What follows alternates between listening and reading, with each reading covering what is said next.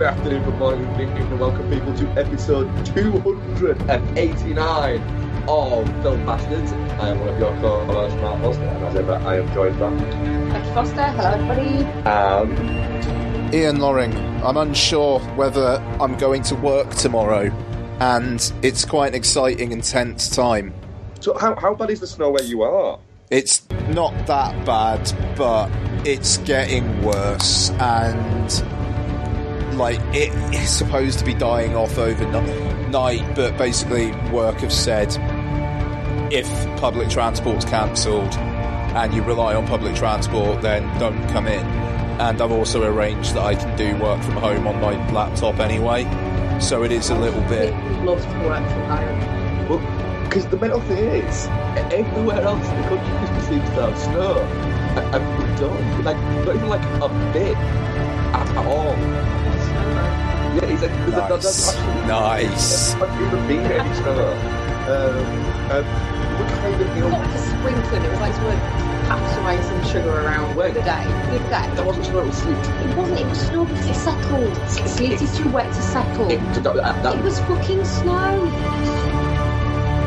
But it was like, literally, you could still see the flob through it.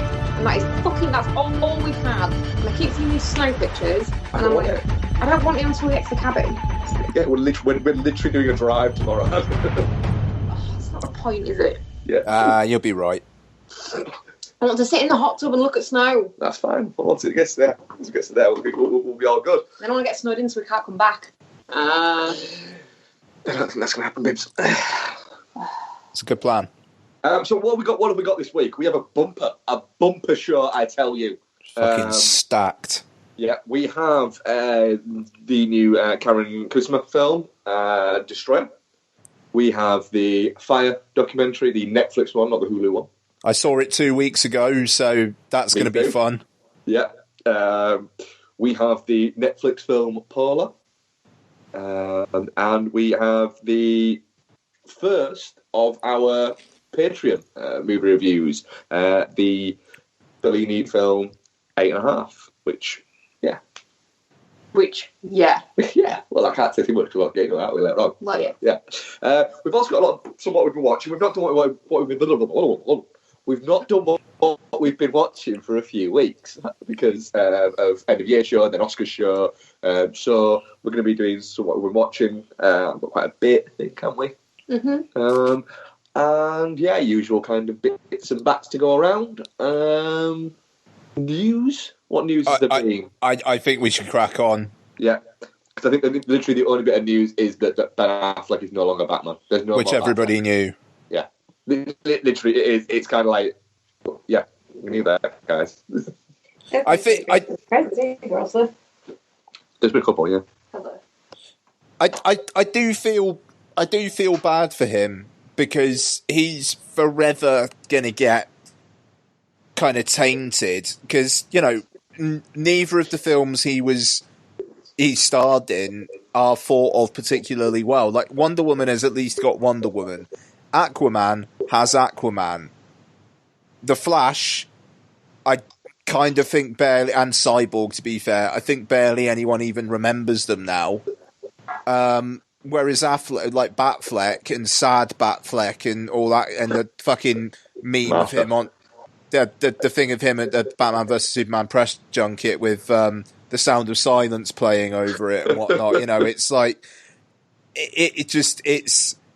I feel really bad for him, and I don't think he got a fair shake. And he could have been a really good Batman, but it does kind of. Ben Affleck as Batman feels like a very 5 years ago thing. Yeah, actually, Ben Affleck as Batman feels like a very 2004 thing. Fair. My theory is I don't think that Ben Affleck has the... I don't think he has it in him anymore to do like blockbuster stuff anymore. Not meaning that he isn't good enough or he can't pull it off or anything like that. I just don't think that he actually gives enough of a shit about these kind of things to actually just get it in there. I think he always seems like he's thinking about doing something else. and like he keeps getting drawn back into the world of being a movie star rather than when he retreated from it to just do directing and writing, and surprisingly was really, really good at it. Despite the fact that he did actually win an Oscar for writing. Yeah. No, I mean it's I don't know. He's had such a weird career because it was like he kind of became a bit of a yesterday's man in the mid-noughties, and then he had Hollywoodland and then Gone Baby Gone, and he kind of relaunched himself, and now it kind of feels like that's happening again. And I mean, Triple Frontier is going to be interesting. Just because it's him without really any baggage, just being able to cut loose with that thing, and then we'll kind of see where it goes from there. He has got irons in the fire, and none of them are comic booky, which I think he'll be very pleased about. I don't know. It's odd because you got the Batman, and then like Suicide Squad. James Gunn now in talks to direct as well as write the apparent reboot of that. And it's so weird how there's like elements of this DCEU from a few years back still around, but then other elements that are just being like pushed to the side, and it's a mess. Yeah, and then there's the Birds of Prey teaser came out. Mm-hmm. Which, to be fair, the Birds of Prey teaser looked like a River Island advert. But it did do it. But yeah, that segues us quite nicely there into trailer time. Yeah, it does. Yeah. So, Birds of Prey, River Island advert. That's basically all it is for now. That's it. I mean, it looks fine, but it's a teaser. It's like 30 seconds of shots. It looks like they haven't even shot any footage of the actual film. It's a costume test, isn't it? I mean, literally, it's that. Yeah. Just released a teaser. It's a film that I literally keep on forgetting is happening. I think because Suicide Squad was so... Yeah, let's just forget about that. Let's draw a line under that and forget about it. That it's a bit weird that anything's kind of off shooting from it. Yeah. What else we got trailer-wise that's happened? The man who killed the Hitler and then the Bigfoot. Yes. Go on then. What the fuck? Yeah, it looks a little bit more serious than I expected. Because it's such a silly title. But it's a brilliant title. But the film looks like it's a little bit more straight-faced than the title would suggest. Yeah, I haven't watched this trailer. I don't know. By the way, for the patrons who listened at the start, the Patreon review has been picked. Oh. So Noel has picked number 1, which is John Dangerfield's choice, Final Girls, which I believe is on Prime. Is that the Tyson Farmiga one? I think it is. It's fucking good fun. Is it Final Girl or Final Girl? No, Final Girls is the one with Mine Ackerman. Oh, I'm good with that. Final Girls. So you got The Final Girls. Is that it? Yeah. Oh, right. Oh, yeah. Yeah. Were they, yeah, I've seen that. Oh, yeah, that'll be a fun review. Yeah, we've seen that as well. Like, I'm very much looking forward to rewatching that. Yeah, definitely. Okay. It's a good excuse. I'm going to try and find out if it's on anything. I'm just going to say, John, just in case, if that's not the one, then if you could tell us specifically, like, who directed the one that you want us to do, just because there's a surprising amount of films on Amazon Prime with with a variant of Final Girl, but he has said specifically in the Patreon post Final Girls. So, but yeah, okay, we're going to assume that, and yeah, that's great. Looking forward to that. It's $7.99 on the iTunes. Can you rent it? No. It's $4.99 on Amazon. It's $4.99 on Amazon. But it says on IMDb. I don't mean to say it actually is. On $4.99 on Prime Video. That'll be for standard definition. Can you rent it? Don't know. It doesn't say on the app. It doesn't say on the app, so what is it? I'll have a check. While we're going through trailers. All right, cool. To be honest, I think that was about the only trailer I saw this week. The only other one I saw this week was extremely wicked, shockingly evil, and vile. Oh, of course. The Ted Bundy. Is that the Zephron as Ted Bundy? It is indeed Zephron as Ted Bundy. I'm very up for this. There was a little bit of furore around it, wasn't there, about people saying that it glamorised Ted Bundy and everything like that. Yeah. And then actually people who've actually seen it at Sundance have come out and gone, no, it doesn't. It really doesn't. Trust us. It doesn't. Don't start getting your panties in a wad about something you've not seen yet, because everyone who's seen it is saying it doesn't. No, I think it's just the trailer with the music and the fact that it's Zac Efron and he's pretty and stuff like that.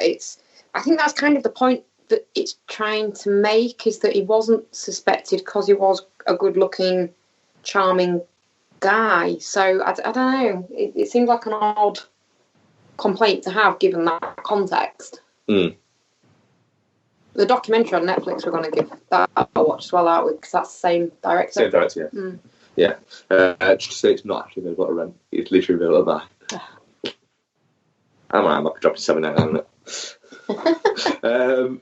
So yeah, I can't think of any other trailers that were out there. I think it's been a fairly quiet kind of little period for trailers, to be honest. I think the only other trailer I've watched this week was I rewatched the Detective Pikachu trailer. Nice. Rewatched it. Yeah, just rewatched it just to remind myself that film is actually happening. Did you do a bit like I do with Mission Impossible? Just occasionally just rewatch the trailer. I just watched it so I thought, I dreamed that. Is that real? Like the Afro Samurai thing. The Afro Samurai thing turned out to be real. It did, yeah, but so you didn't know whether it was. I wasn't sure if it was real at the time, yes, but it was real. I wonder if that's on anything. It's on the DVDs that got upstairs in the loft somewhere. No, we'll find the loft, won't we? Yes, we would. So what we're going to chat first, guys? I'm hosting, so fuck you guys. I'm going to put it out there. Destroyer. I'm not good. I'm the one who's bad. It's not you. All right?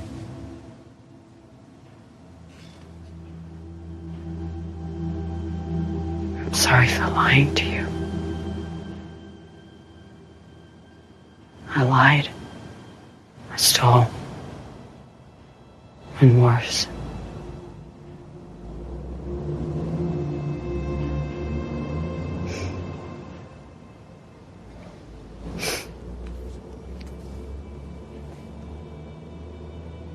You can be better than me. Directed by Karen Costner. Stars Nicole Kidman, Sebastian Stan, Toby Kebbell occasionally, Tatiana Maslany, Bradley Whitford, Scoot McNairy, and it is. Can you imagine being called Scoot? I love that. I'm not sure if it's actually. No, it's not christened Scoot. It's his real name there. No, he's actually called John. So yes. So if you want to call yourself Scoot, you can call yourself Scoot. I could. Yes.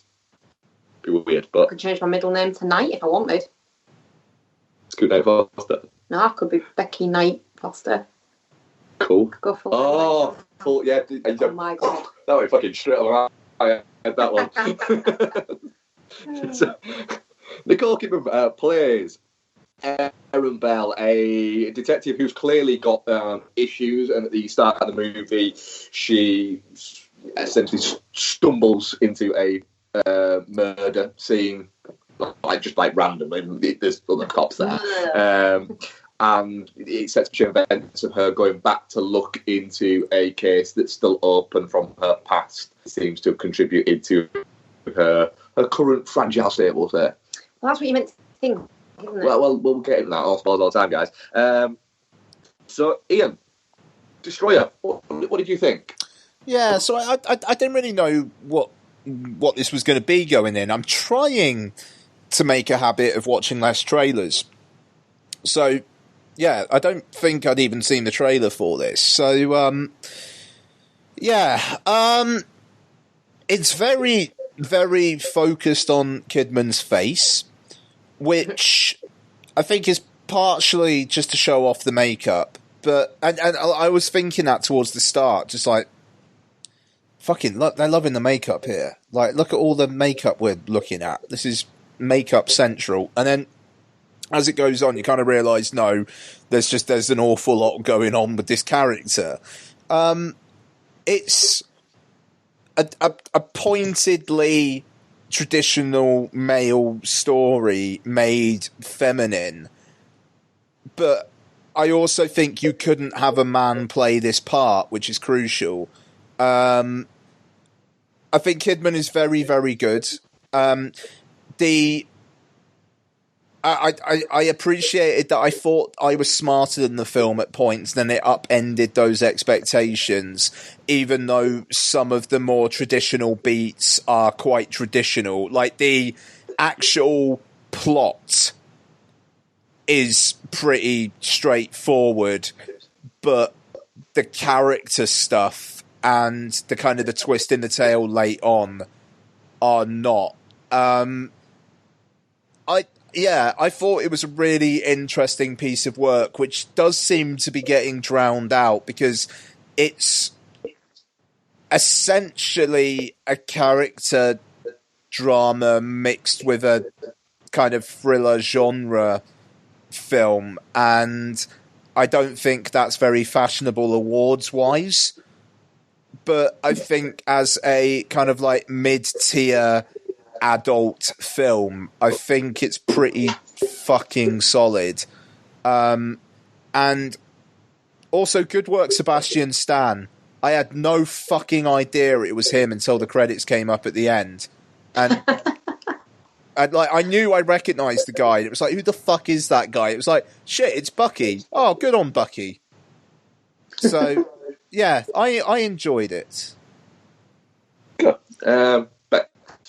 What are your initial thoughts before we get more into it? I don't know. It's a funny one. It felt really long, but also like they missed loads out. It is just over 2 hours. Yeah, but it felt it for me. Like, it felt like it was dragging at points.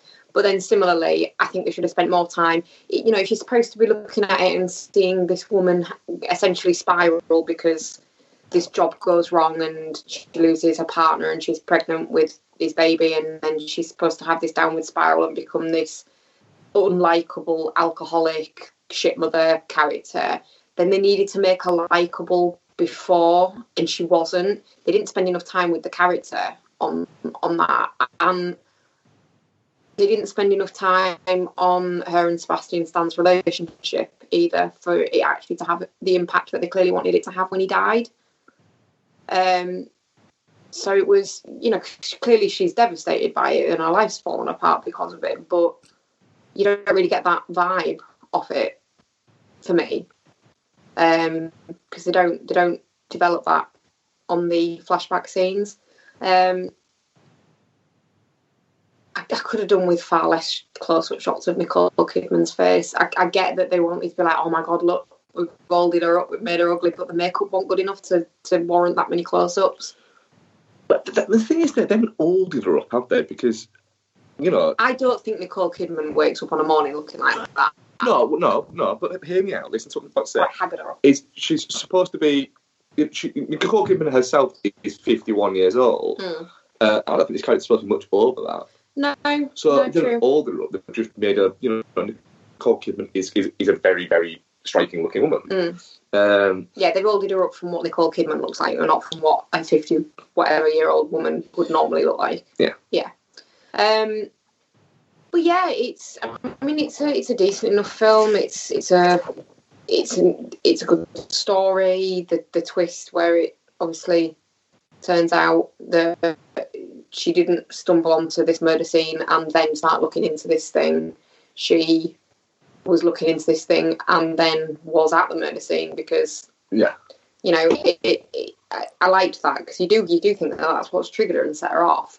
That happens, then she receives the note, and then she starts investigating, and it's not. I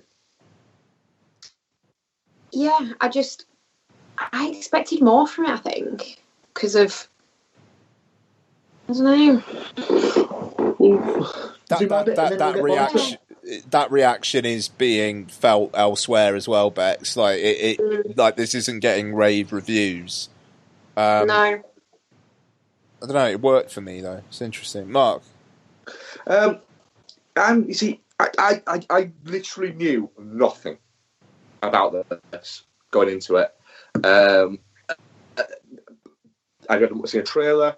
I hadn't read anything about it. I knew it existed. Beyond that, I knew nothing. You knew that she was going full Charlize Theron. Well, that kind of irked me a little bit because it's. And I said to Bex before it started that if you're going to make such a big play about what you're doing with makeup and haggling people is the best way to do it, isn't it? That it's got to have an actual point. It's got to be a key part of the character and about the film. Otherwise, you're just doing it for effect. Which I mean, it did to be fair, because she was dying. Which it does, yeah. And I'm fine with that aspect of it. Like you said, there was a little bit. It did get a little bit gratuitous in the look at all we've done.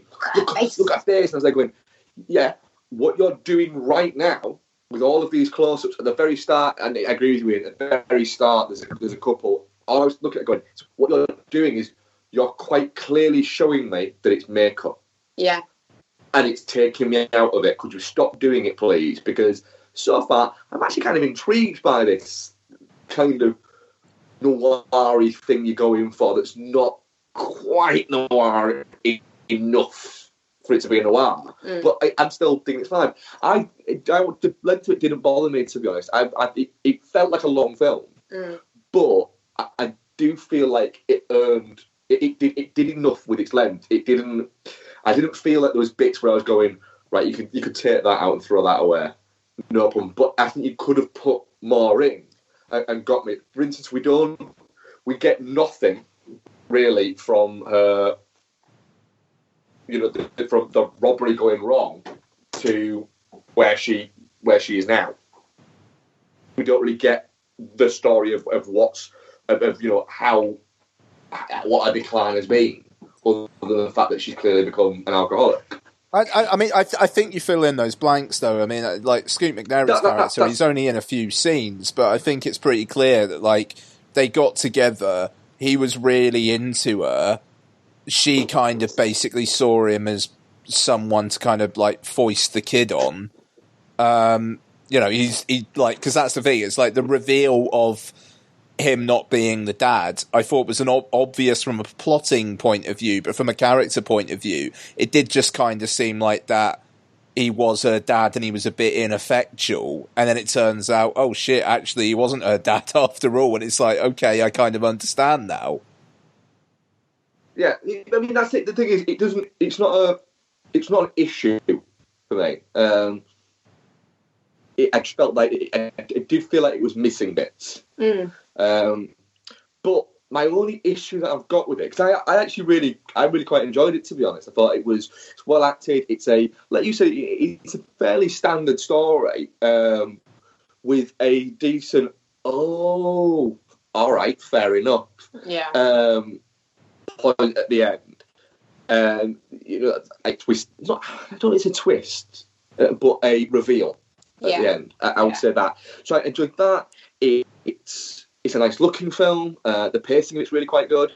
In terms of it looks like a world that is itself. Yeah, I'm fine with that. It does look like it's set in the late 90s, early 90s, which it's not, but it does look a little bit like that. All the fashions for it and all the design feels quite dated within itself. I wish they'd got some jeans that fucking fitted though. That bothered me the entire film. It was, and I always feel like Toby Kebbell literally he looks through scripts and goes, yeah, like in this character, only got 8 lines. I'm good with that. Good, yeah, I'll do that.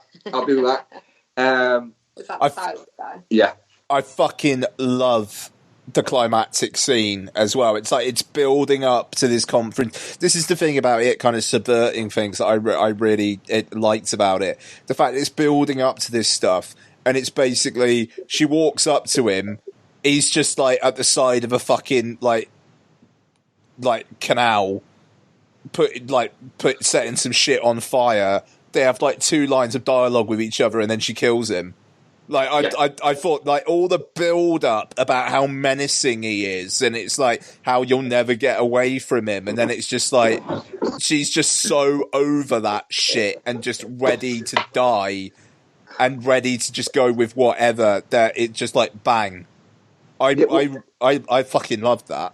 I agree, but that does feed into my only issue with it is it felt a little bit small scale in terms of, you know, they've got an FBI agent going undercover with this badass gang, and then they've got her.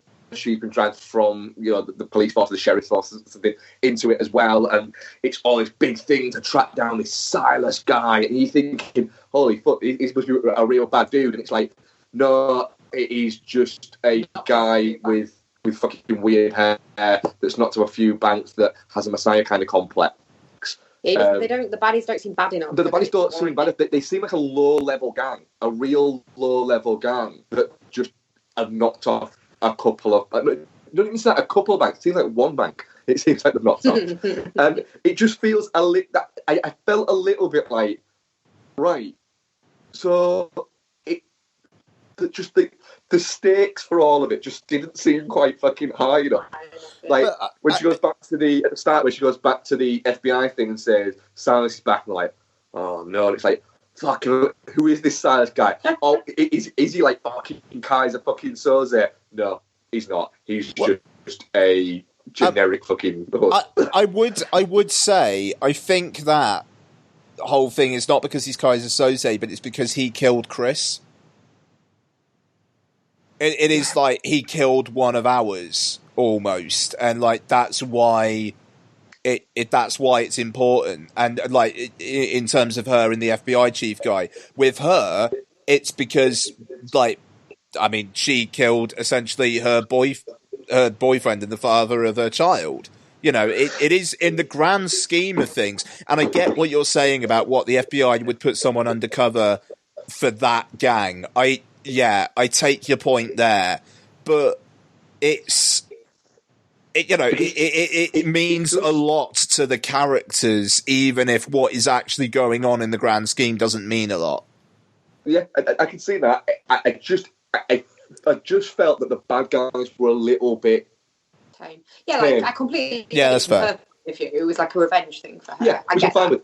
Which is why I'm saying that's my only issue. Yeah. It's a really, really small issue because, like you say, Ian, it almost becomes like a neighbourhood thing where it's a small. What is it? And it's not the big fucking I'm going to take down the system story. It's it broke these people's lives. I don't think the FBI would have got involved with a gang like that. Well, I don't think they would have. And it almost seems a little bit like they put them in and like maybe they planned all the robbery and everything like this, and it kind of wouldn't have happened if, because they didn't too busy getting high and shooting each other.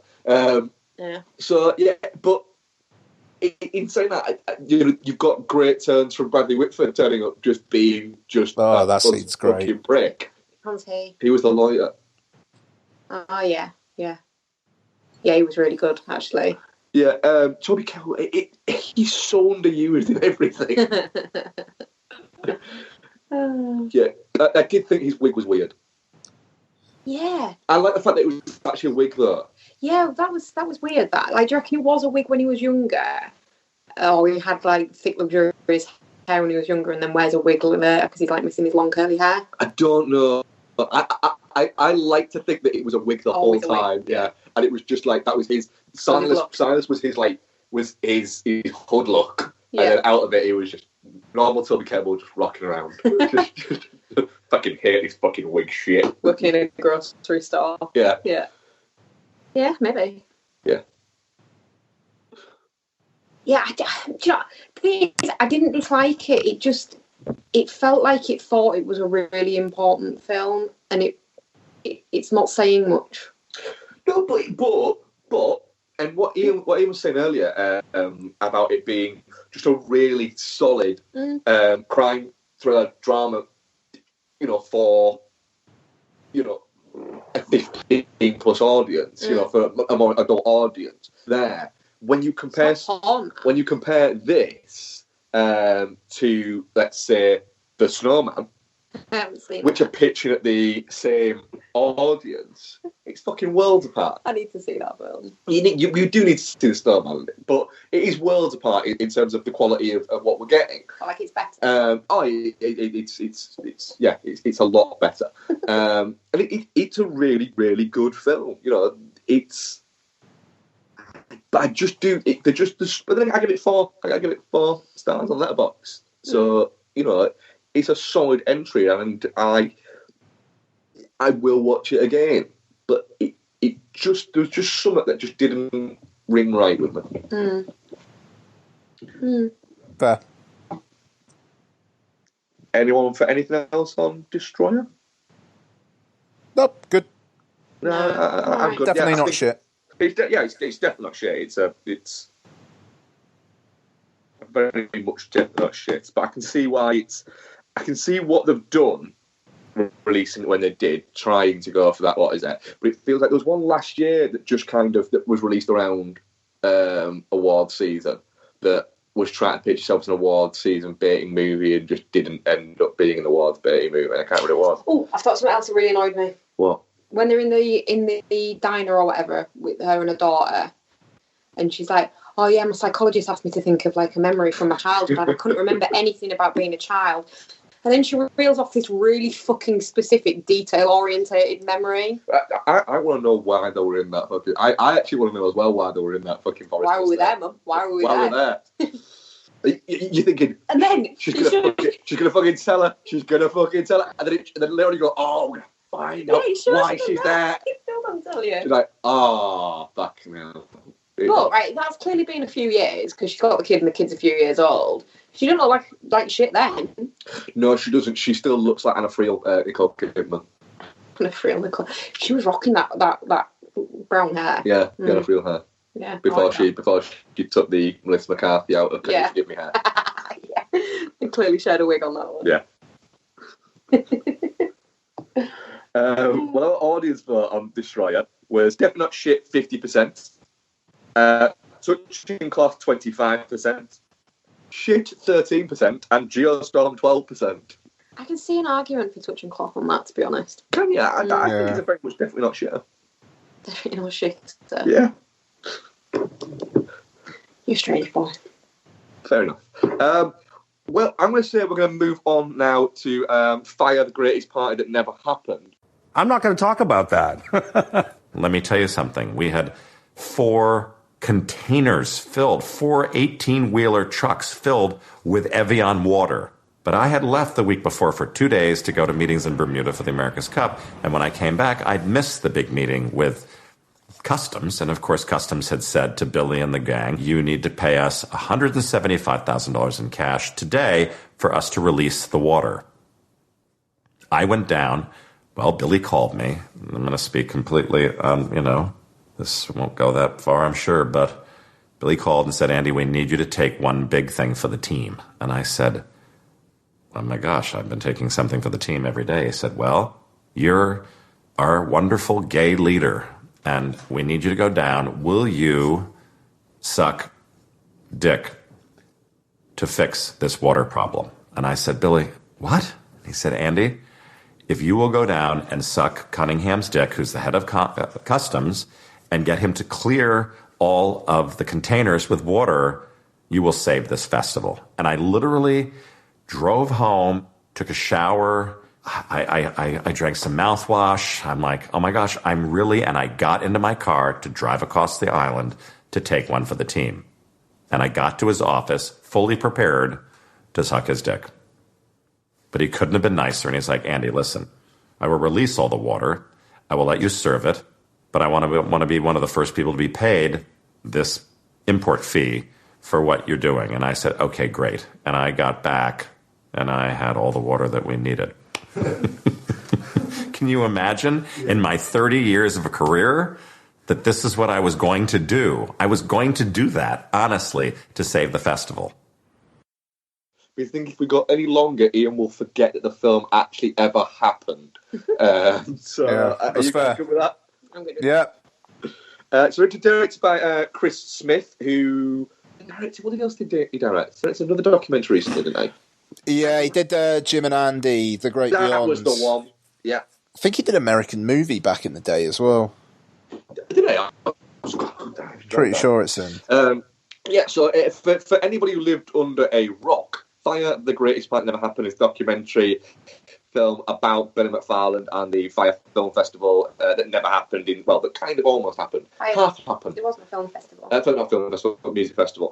In 2017, whereby a bunch of people paid an extortionate amount of money to go to an exclusive party festival, and it turned out to be a bit of a shit show. Not a bit of a shit show. It just didn't happen. So are we? So we can I think we'll have to kind of review the film itself and the whole idea around it as well at the same time. So I'm going to go you first this one, Bex. What did you make of Fyre, The Greatest Party That Never Happened? Did it give you a greater insight into the Fyre Festival and the pricks that created it, or was it literally just like reading the Wikipedia page? What happened? Well, it was a little bit from a factual point of view. Like, if you've done any research into Fyre Festival, once it all sort of went wrong, you kind of know what went down. But I think seeing the human side of it was quite interesting. Like, what a piece of shit he actually is and stuff, and how just brazen they were about conning people. Oh shit, we need to get loads of people to put their money onto these Fyre bands because we need more cash. It's like, yeah, but that's got to come out the other end. They're going to want to spend it while we're there. And I don't know, that poor bloody woman as well. I mean, I know she's been, well remunerated now, but I mean, fuck, at the time, 50 grand of her own savings that she had to pump in to pay people. That's mental, and that wouldn't have happened if they would never have reimbursed her. We're not playing the word. They were not. And then the bit when he's like on what is it? Not parole. That's after you've done your time. Probation. The bit before you have your trial, and then he's setting up another fucking con, and letting people fucking film it. Not letting people film it. Paying people to come and film it. That bit of it was quite eye opening. Just how brazen he was about stuff. But then they kept trying to make you feel sorry for him, like, oh, he was like really stressed out when he kept going off on his fucking quad bike. And it's like, well, what a douche move. Like, I'm just going to go off on my quad bike. But also, it's a fuck up of your own creation. Yeah. What I was, before I get into my things, never ever trust anybody that couldn't read out, I don't know, a fucking speech or anything at a school play, because that man, literally, anytime he had to talk, sounded like he was tripping over his own words and couldn't stop blinking. It was. They kept talking about him and saying, "Oh, he's one of the greatest salespeople ever." And I'm looking at him thinking, "Really? Fuck all from him." Really? Yeah. Ian, Fyre Festival, Fyre, The Greatest Fight Never Happened. Did you enjoy the documentary? Yeah, I mean, it's properly eye-opening and upsetting, but also kind of darkly funny in moments as well. I thought the idea of getting all those models to like go out there and basically advertise this festival, even though all it is just models having a party, like the sheer genius of that, and kind of corralling these celebrities into this social media campaign, and just the way that something can be built from absolutely fucking nothing, like in today's day and age, is remarkable. And I mean, it's like one of the Jenners and one of the other women featured in this. I think they're being taken to court now. Yeah. And it's the Jenner and I think it's Haley Baldwin, is it? Yeah, that sounds right. And I I think that's stunning. I mean, and they obviously didn't have a clue what they were doing. And I don't think, they weren't being manipulative. It was a paid gig for them. And yes, they were doing their job. Yeah. And, so it's not necessarily a criticism of them. I mean, I think it's a criticism of their managers, but not necessarily them. But just the way that this festival just comes out of absolutely nothing, built entirely on the promise of be in the company of these people. I mean, I find that really disturbing, but also, I'll be honest, watching these fucking dickheads be so excited about this and then go there and this is happening and how Lord of the Flies it gets after what seems to be about 12 hours. Yeah. Is incredible. I mean, like, I could have, I think Chris Smith was trying to more paint the serious aspect of the goings on, which I think is absolutely fair enough. But I kind of could have done with more stories about what happened that fucking night, about just how fucking weirdly pathetic people got. I thought it was really entertaining, but really eye-opening and rightly upsetting in many ways. I mean, like you said, Becky, that last section where he's just in that penthouse with that other guy, just offering tickets for things really cheap with absolutely fucking zero evidence. I mean, it's staggering. And it does, I don't know, it does make, God, I hope Lottie's more savvy than that when she's that fucking age. She better fucking be. I don't know, I had a really good time with this. The thing is, I mean, it's not your average kids that would have been going to that anyway, is it? Because the tickets were really expensive. Well, I'm not saying rich kids deserve it. I mean, that's not what I'm going for. Oh, I'm about to. I kind of feel like anyone that wants to go to a party just because Instagram influencers are going to be there maybe need to have a word. Right. I think it's a great comedy film. It's a massive... These guys have no idea what they're fucking doing. They're just con men. And people saying, they're these great entrepreneurs and how wonderful they are and how fantastic they are and all this lot. This literally is a little microcosm of what can happen when rich people do things.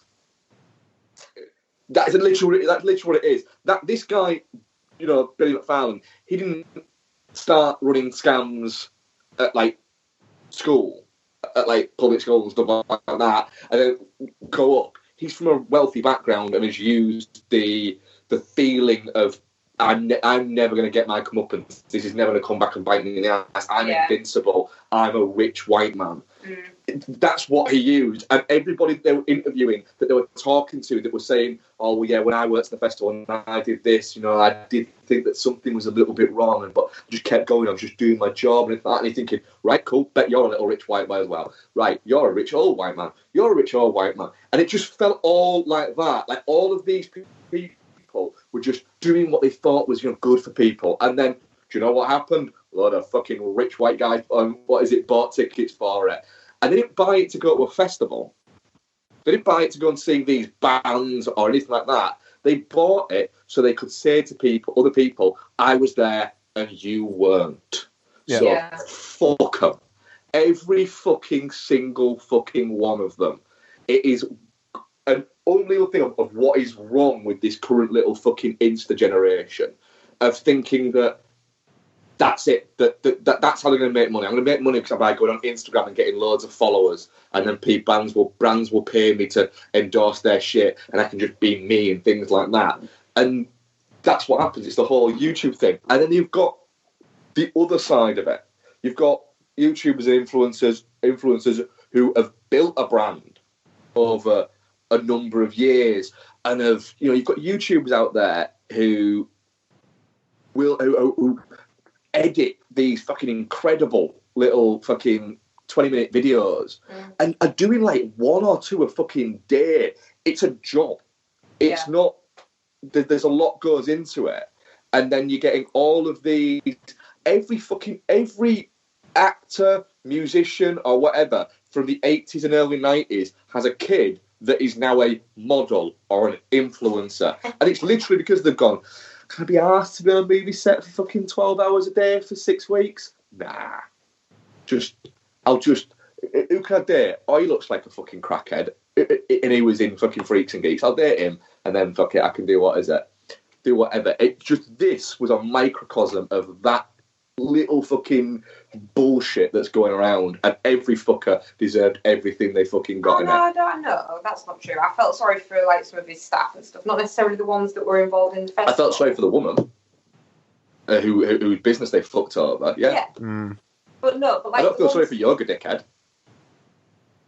Yoga Dickhead. Who are you talking about then? The staff that were working on the app back in civilization that had no fucking clue what was going on with I'm always cynical and thinking, you know something fucking... Why would they know? They weren't involved in it at all, and then all of a sudden they just lost their fucking jobs. What? The low-level people, yeah. Programmers and stuff like that. What was it? Was the one called David or something like that? He had like a... It's David, but there's a J in front of it for something. For some reason. M. David. M. David. Yeah. I don't feel sorry for that cunt. No, but like... What, because his name's M. David? A, yes. Okay. And B, no, I'm sorry, right? These people were close enough to know that this ain't right. They can't pull this off. They weren't, though. They weren't working on that. They were working on this app.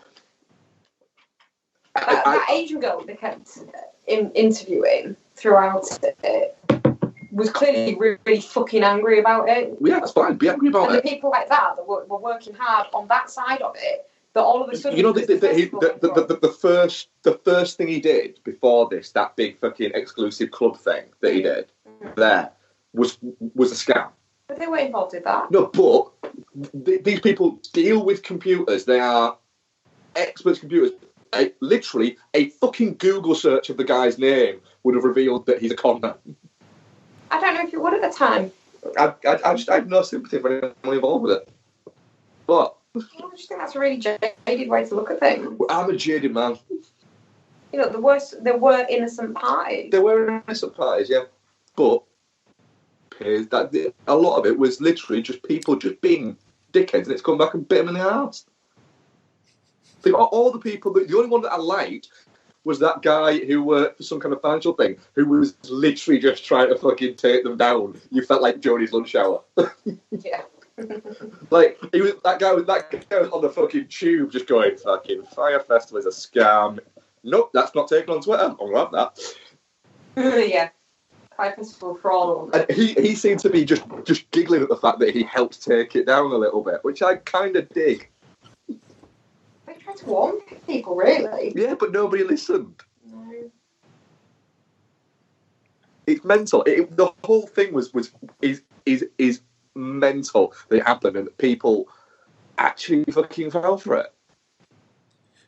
Well, yeah, but I mean, it's a bunch of impressionable fucking early 20-somethings that have got more money than sense, and I don't particularly... Yeah, absolutely it.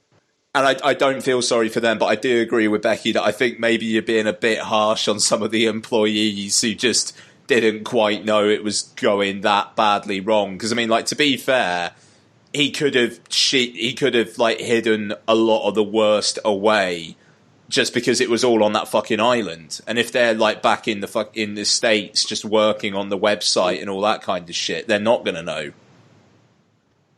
Maybe not, but I still don't like them.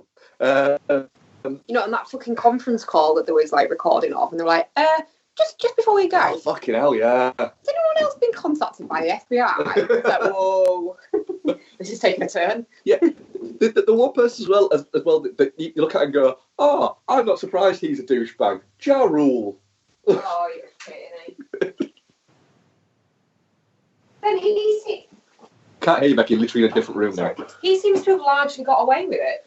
Yeah, how's that happened? Well, to be fair, I think because he was Captain fucking Big Balls who didn't really know about all the financials and was just assuming old Billy was going to fucking do everything. But not Billy. Yeah. And given that, is it Andy King, is it? The older guy. Oh, bless him. The older guy. The one that was going to go blow customs. Yeah, he irked me almost more than Billy, to be honest, because he seemed to be. This is angry old man Mark, the review. I just want you to know that, Mark.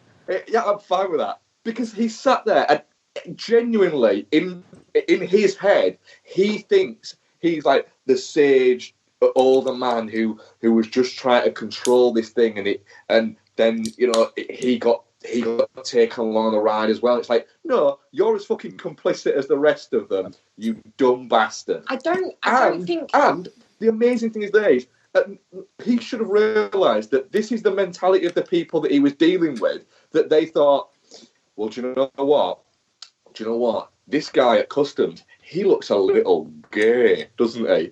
I guarantee you, we can get Andy to give this guy a bee jibber and he'll give us this water. And he's like, I just want money. I just want you to pay us for it, like you're supposed to. So where did they get? You're going to have to blow this dude.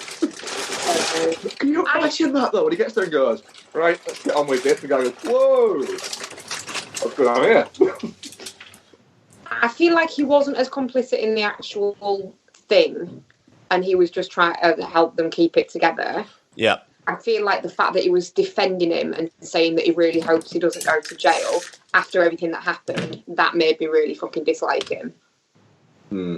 I don't think he was complicit in the organisation. He was there. He was there. But I think he, from what he was saying and the fact that when he was talking about it, he honestly looked like he was going to fucking cry at a few points. Yeah. I feel like he's really traumatised by that whole thing, and he was just trying to keep the plate spinning. I have one word for that. What? Diddums. Oh, whatever, Mark. I don't know. He there. If he's look at that, and he's pitching himself as the guy that they went to come and help save them out of it because of all of his experience, of all of his career, and the fact that he was like the mentor to them. If he's pitching himself as that, which he was doing frequently throughout that documentary, he should have acted at some point like the grown-up. Yeah, and gone, right, no, this is fucking wrong. You need to cancel. Not told us a little fucking jaunty little story about the fact that he nearly had to blow a dude and that's what he was going to do. At that moment, it's like, oh, and you're the fucking grown-up? Well, I said this to you when we were watching it, as someone that there is a significant lack of grown-ups involved in this, and someone needs to be that and go, right, this has gone fucking wrong, cancel it. Yeah. But there was no... That's what I'm saying. It seemed to be that there was nobody there because they were all too busy having fun with it. He was trying to be the cool down. He was trying to be the cool down. Yeah, I guarantee you, he was walking around with the same bottle for the entire fucking day and going, oh no, I've just got myself a new beer. Got myself a new beer. He's gone, okay, now I hope this is going to be worth it at some point. As a documentary, I really enjoyed it in a kind of like, it's almost like a perverse way you enjoy it, don't you, of watching it and going, like I said, I could have done with more of the everything fucking going wrong. I think you enjoyed it in a perverse way because you seem to have no sympathy for anybody involved. Nope. I think normal people enjoyed it in a, wow, is that really what went down kind of way? Yeah. You're just not very nice, clearly, are you? Nope. Again, if there was somebody who went to Fyre Festival who I happened to bump into at a party or something like that, and they were recounting all the horror of it, I would literally there go, oh, it's your fucking own fault, dumbass. I have zero sympathy for you. You are a treat. Yeah, I don't agree with you. But what? You think that one person that bought a ticket and went to that festival deserves an ounce of sympathy? It depends on the person and the situation and the type of ticket and all that kind of stuff. You know, if they've kids today are fucking stupid and they are affected by these stupid influence bullshit people, and you know, if they've got one of the cheaper tickets to just go and like camp and see these bands and be around these people. I don't think all influences are bad, by the way. I don't think all influencers are bad, or I don't know what is it that. I have no problem with influence stuff like that. I have a problem with people thinking that something like this are going to use it to make them feel superior. That's my issue with the whole thing. It's not that. It's not to be, like I said earlier, it's not to be at this once in a lifetime event or anything like that. It's to hold all the people who weren't there, and that is what all these fuckers went there for. And there's not one of them that can say they fucking didn't. I'm sure there probably is. They're lying. I just think it's a weird thing in the culture now. Is that anything can be, you know, like these people that did that. What was it, like the orange screen? Yeah. Like most of them won't even fucking know what it was about. Oh, well, no, they got paid to do it. Yeah, we're going to pay you this money to put an orange screen up. What's it about? Does it matter? No. Well, could have been supporting fucking Hamas and they'd have still done it. I mean, I would think that they might have actually kind of done a little bit of what there. Well, did they? Yeah, but a lot of them said on the thing, we didn't even ask. You just put an orange screen in and you get paid this money. Well, then that's fucking thing they are complicit in. Oh, well, they're done. What they are. They are done. Yeah. I mean, to be fair, I think like it would be like, right, what's this advertising? A music festival. What music festival? Fyre festival. You know, fucking blah blah and blah blah and blah blah. Those those videos they were posting. It was a promotional thing for Fyre festival. Oh yeah, all right then. Yeah, how much are you paying me? You know, like $5,000 for posting this thing. Oh yeah, cool. And you get free tickets. What I just think was amusing was when you look at the bands, they're all like quite select, and clearly somebody in the office has gone, "Oh, can we get Blink-182? Fucking love Blink-182." When they've gone, yeah, that was a random one. What? Who's this? Oh, this is Declan. He's here on like work experience. Like, yeah, fuck it, yeah. They've responded. Yeah, they've said yeah. I like the fact that Blink-182 cancelled because it was like, we don't feel the equipment there will give the experience our fans want. Yeah. I just something about like it was the quality control of the experience that put that put them off, and not that it was obviously all on fire. Yeah, you think about this, Blink-182, a pop punk band. Not anything against Blink-182. I like Blink-182. But I get the feeling that they went, really? Nah, fuck it. Should we cancel? They haven't paid us yet. Fuck it, yeah, let's cancel. Yeah, fuck it. I bet they cancelled by a tweet. I don't think, and I don't know this, I don't think there was a single Blink-182 fan there. No, I don't think that. What would have been funnier is had Blink-182 turned up and then just decided to play the chaos. Yeah. Because that would be a very Blink-182 thing to do. Just all of these, like, pampered little fucking rich kids running around stealing matches off each other. And then just in the middle of all, you've just got Blink-182 blasting out all the small things. That would have been pretty sweet. Yeah. In the future actual serious like film making of it that will happen, I hope that they rewrite that and just go fucking full bore rap and just lie about it and say that happened. Blink-182 would probably play themselves as well. Yeah, they would. Yeah. Well, I thought it was. I graded this differently. I'll wait till Becky comes out of the. Well, she's just left for a second. So I'll get herself a drink. But yeah, it's. So I graded it. Bunch of dickheads, gang of dickheads, that's right, yeah. Swarm of dickheads, or would blow for water. Bunch of dickheads got 17%. Okay. Gang of dickheads got 8%. Mm-hmm. Swarm of dickheads took the lead with 42%. Yeah. And would blow for water was 33%. I think swarm of dickheads was the best descriptor. Yeah. Swarm. It's a good word. Yeah, so that's Fyre Festival, the swarm of dickheads, which, yes, has once again proved that I'm a terrible person and fuck all those guys. Should we do some what we've been watching? Can do. And then we'll pick up on, because I can segue nicely into 8.5 and then our final review of the evening. Hey, everyone does their homework, including me, and right now I've got to memorize protocols for thoracic surgery, so Leo, why don't you get dinner started? What? Cook? Me? Cook? Sweetheart, I know you had a head injury, but we made a deal. While I'm studying for my exam, you keep the house running. But I don't even know how to turn on a stove. Oh, honey, come on. Salad, pasta, there's a jar of sauce in the fridge. Yeah. Yes. Ian, what have you been watching, bud? Okay.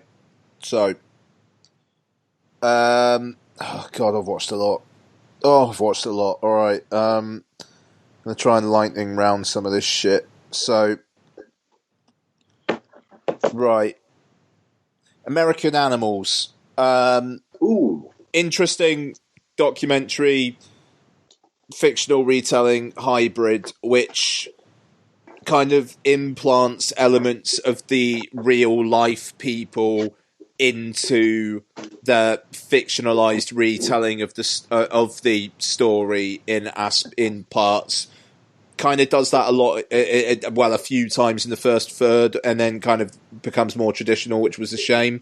It's a fucking interesting story that I'm a couple weeks removed, so I'm a little bit hazy on it, but yeah, it's a good time as American Animals. I think you guys would like it. Cool.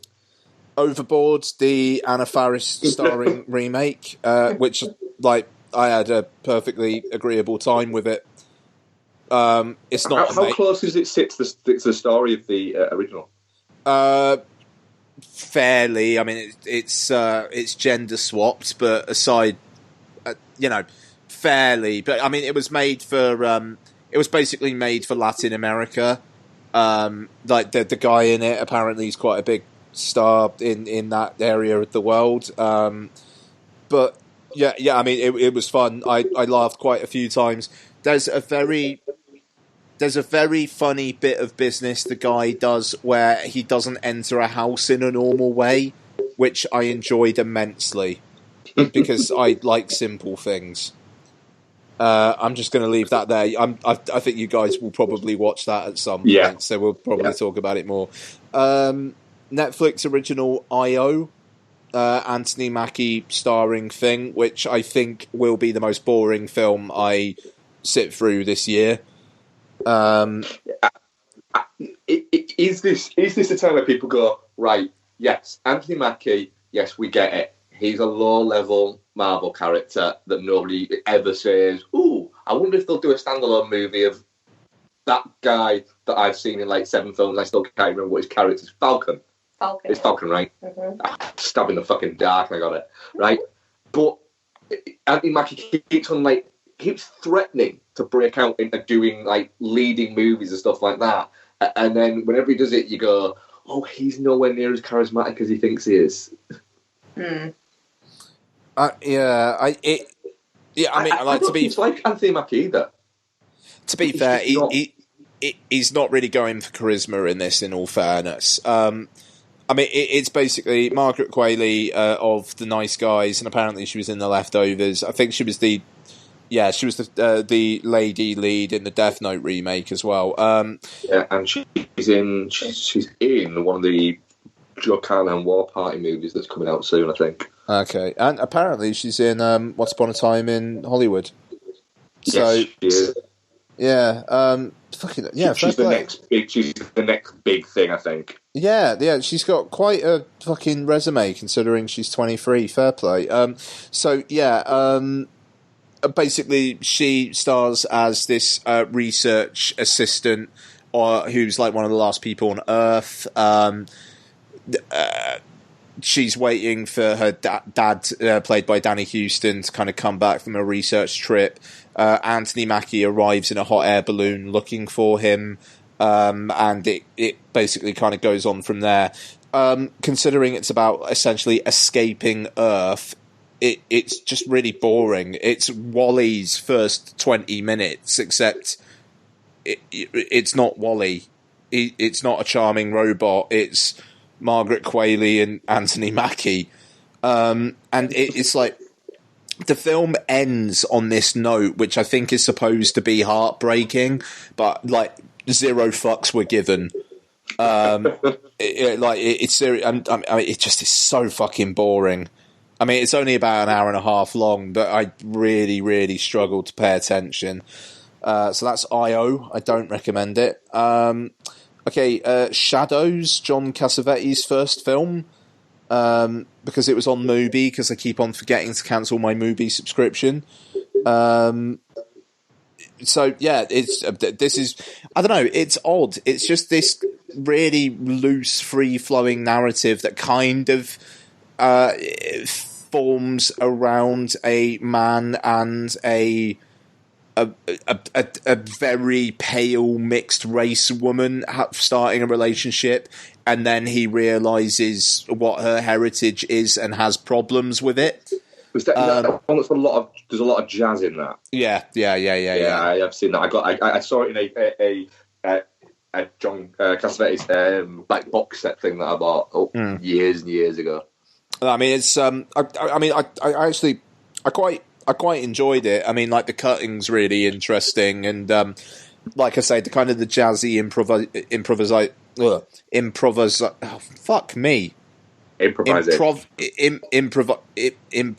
oh my god, I feel like I've had a stroke. Improvisational. Yeah, okay, Jesus Christ. That kind of nature to it. I know Paul's going to be listening to this, he's going to be pissing himself, but never mind. But I was trying to say improvisational. I think that's what I was trying. Yeah, there you go. Fucking hell. Nature to it. It's. I thought it was a good piece of work. I rewatched This Is the End. I think that thing is not aging super well. No, it's not. We watched it not too long ago, and it's still funny, but there's certain people who become less funny in it, and there's certain people who become more funny in it. Yes. Yeah. So every watch, Danny McBride gets funnier in it, and every watch, Franco, you start looking at him going, were you playing a douchebag, Franco, or are you just a douchebag, Franco? Mm-hmm. I really like I do really like Jonah Hill in it, though. The exorcism of Jonah Hill bit, where it's like the power of Christ compels you. Does it? Does it, Jay? Does it? I'm not feeling very compelled. Like, it's just like, that never will not be funny to me. No, and as well, you do get the feeling there's an underlying thing of them two just don't like each other. Yeah, no, I mean that looks weed. TM gets older every time you watch it as well. Yeah, yes, yeah, but even he has admitted that in recent years, in the sense that he's kind of gone. The weed thing has to kind of stop a little bit. Yeah, I think his wife. I think he saw him on like Eld or something like that, and his wife told him off. Yeah. Yeah. No, I mean, into that period when this was made, wasn't it? But I mean, I think it's a very, very funny film, and the shine has slightly come off, but I don't think it will come off any more than it now has.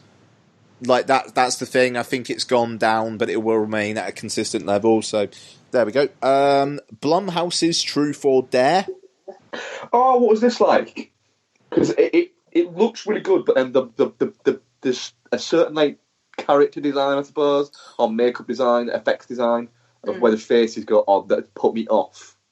Yeah, I mean, I thought it was all right. I mean, it's not high level Blumhouse, quite frankly, but it's I just kind of liked seeing people who have airs and graces about being good people, like it being found out that they're not and getting fucked over.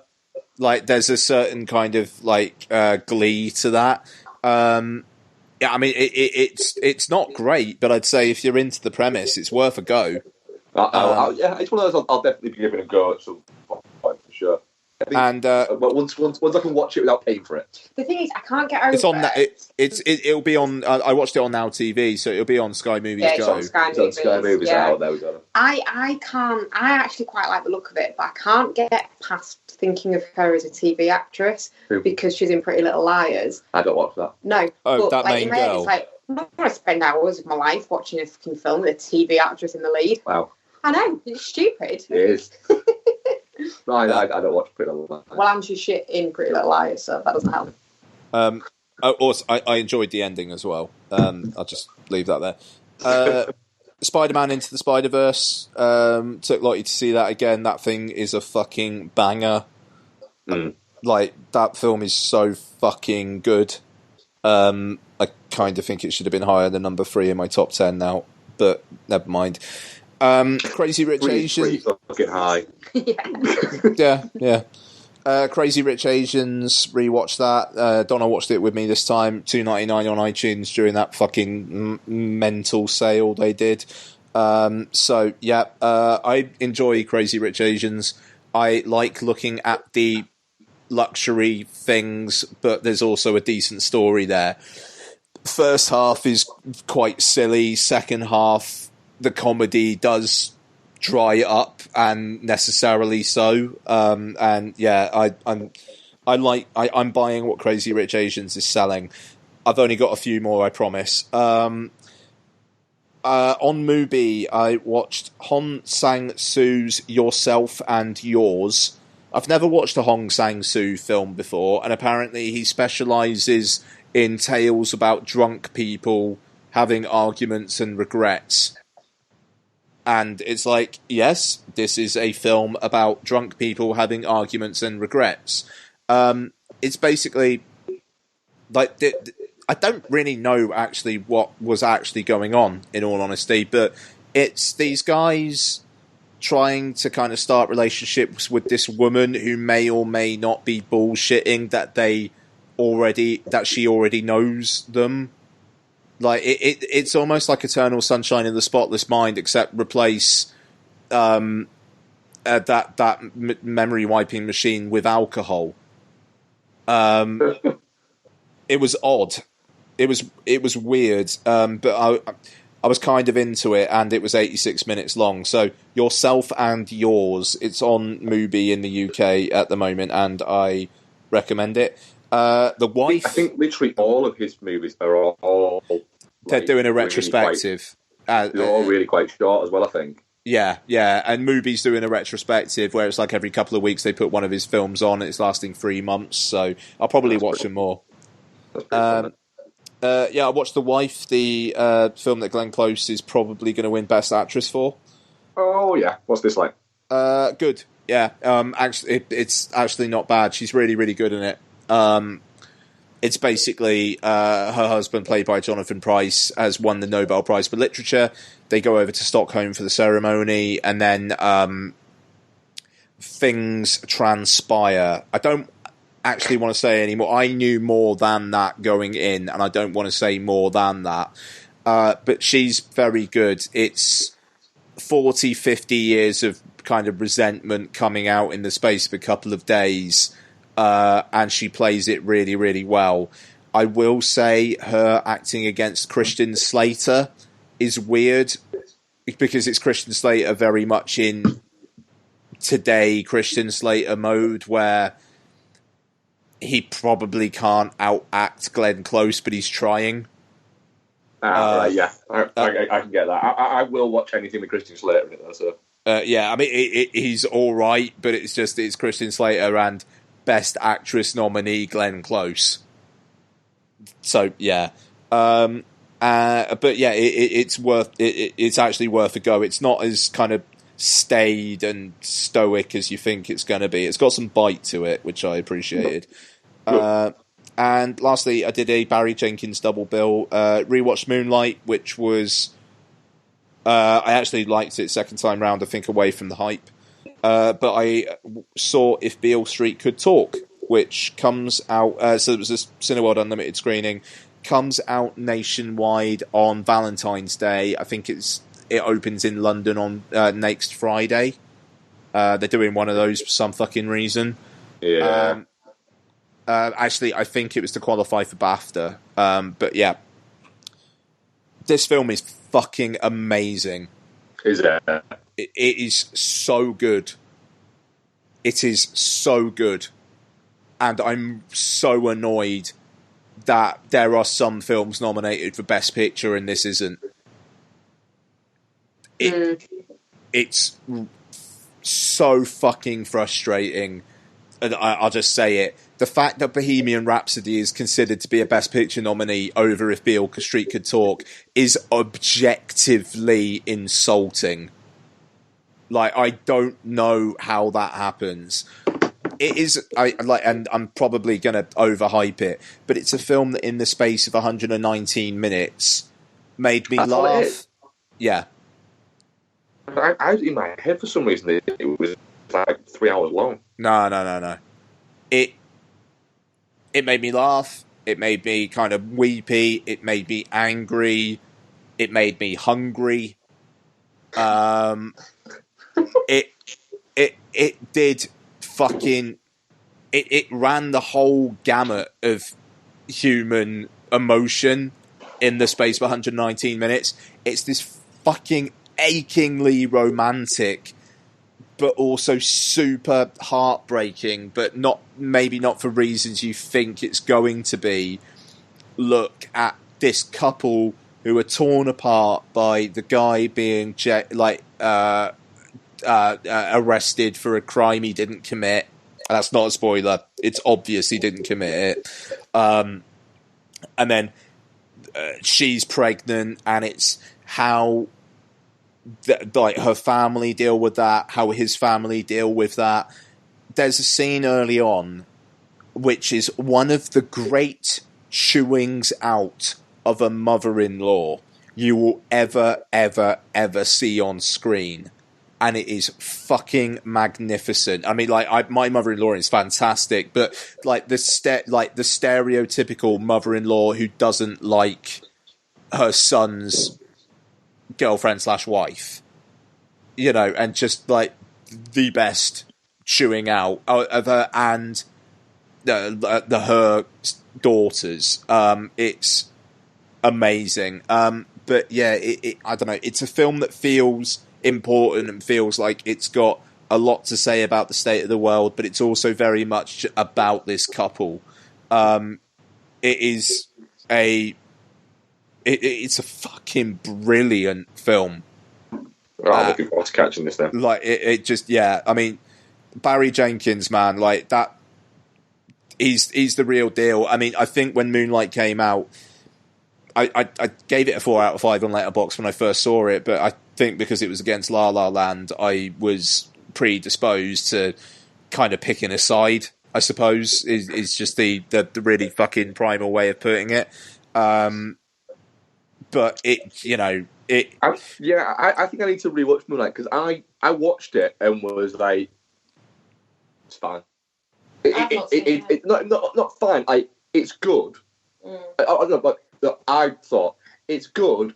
I'm just not seeing what people are getting that makes it great.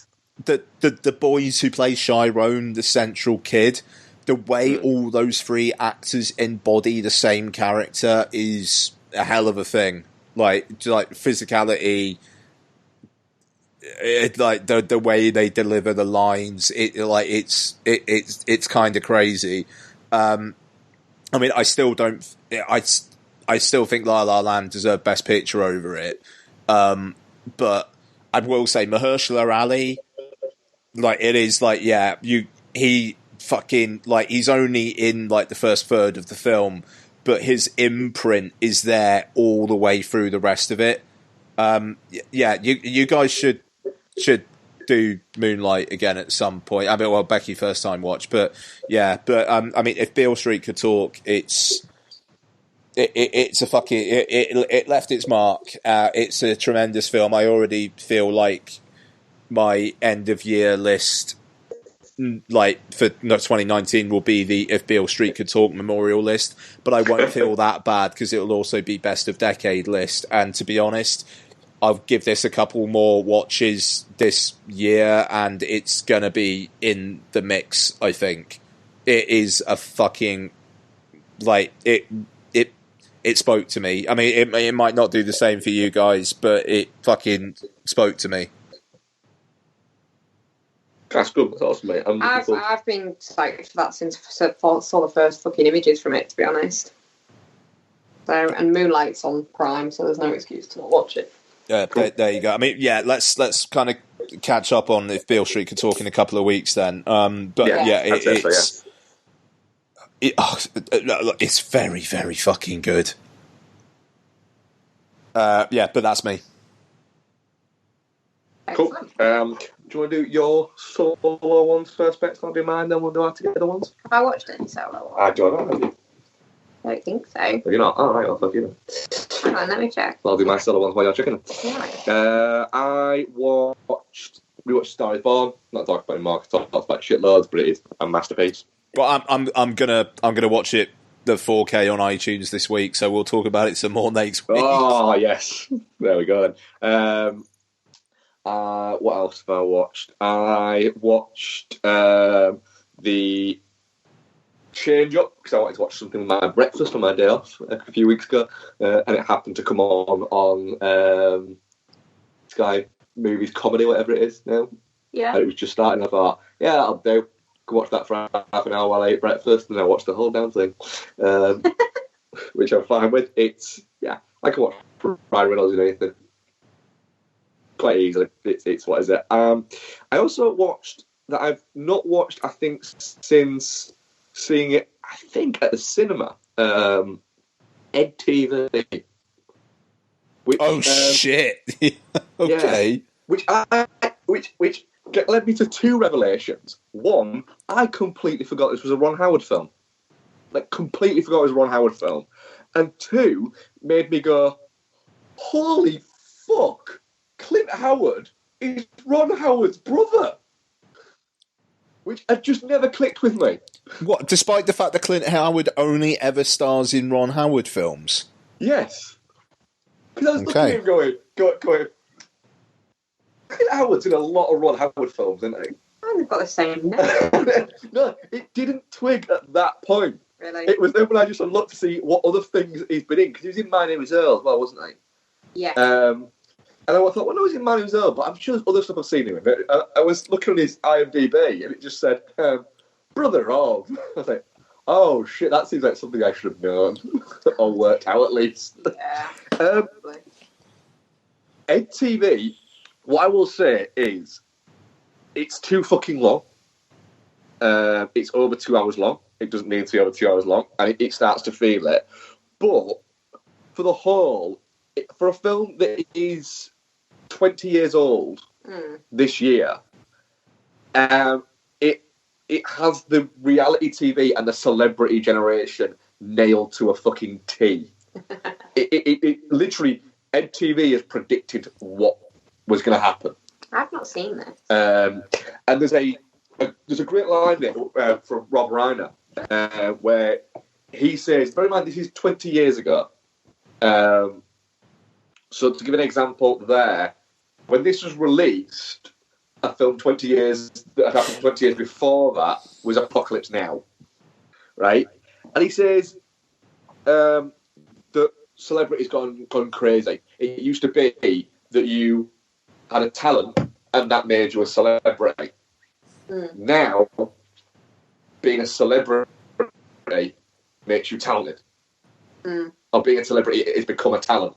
Yeah. And it focuses into all of that. And you look at it and go, right, Ed TV is basically a warning. That we didn't listen to. That nobody listened to. What people did is they went, ooh, that's a fucking good idea. So it's the idiocracy argument. It literally is that. It literally is that. The other thing I will say is, because this came out around the same time as Truman Show, or within the same few years, I think. What was Truman Show? Was that 98, I think? I can check for you. Have a check for it. And Truman Show is always seen as the... Ed TV was kind of always in Truman Show. 98 was it? It was seen as something that was kind of like trying to be a little bit more of a lower brow Truman Show. Like a funnier... Yeah. Yeah. You've got McConaughey and Woody Harrelson in here. Woody Harrelson literally bench presses at one point General Elfman in it, which is quite amusing. But I'll be honest, I think I actually prefer Ed TV to Truman Show. Truman Show's really sad. I've never got on with Truman Show. Oh, But anyway, EdTV, yeah, I really liked it. The reason why I think EdTV is no longer talked about is I think Ellen makes sure that nobody sees this movie. And it's, what is that?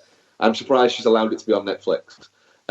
Because if you watch this and you look at Ellen now, you go, whew, a lot of work, her, hasn't she? But yeah, EdTV, it's on Netflix, and I actually really quite enjoyed my rewatch of it. Nice. What else have we got? What are the ones that we watched together now? Together now. Excellent. So you can do this one first, because I've already spoke about when we reviewed it on the show. Oh, okay. Yeah. I can't remember what I thought of it. It's a while ago. Yeah, this one we did watch like a couple of weeks ago. Yeah. So we watched The Commuter with, what's his face? Liam Neeson, he's called. Vera Farmiga, Patrick Wilson. I do like Patrick Wilson. I like Patrick Wilson. Yeah, it doesn't say much for the film that I don't remember what I thought of it, does it? No. I remember enjoying it in the moment. I did not like it when that man got hit by a car. Yeah, it was an entertaining enough. It's fine. Yeah, it's fine. It's Tuesday night. It was a very good Tuesday night watch. Although you could have called the fact that nervous girl that changes seats is the target from the moment she changes seats. Yeah. So yeah, it's fine. I'll watch it again. I probably won't, because I've seen it twice now. I think literally that is the amount of times you need to have seen it. That's a 2-timer. I do think if we try to watch it again, Prime will go, whoa, you've seen it twice, bruh. Are you sure? You don't need to watch it again. I'm like, oh, okay, Prime. You've not watched it twice on Prime, though. Maybe Prime wouldn't know. No, the Prime knows everything. Alexa's just what we're saying. Oh, she didn't light up. She didn't light up. Maybe she's dead. I don't think she's dead. I just don't think she heard us.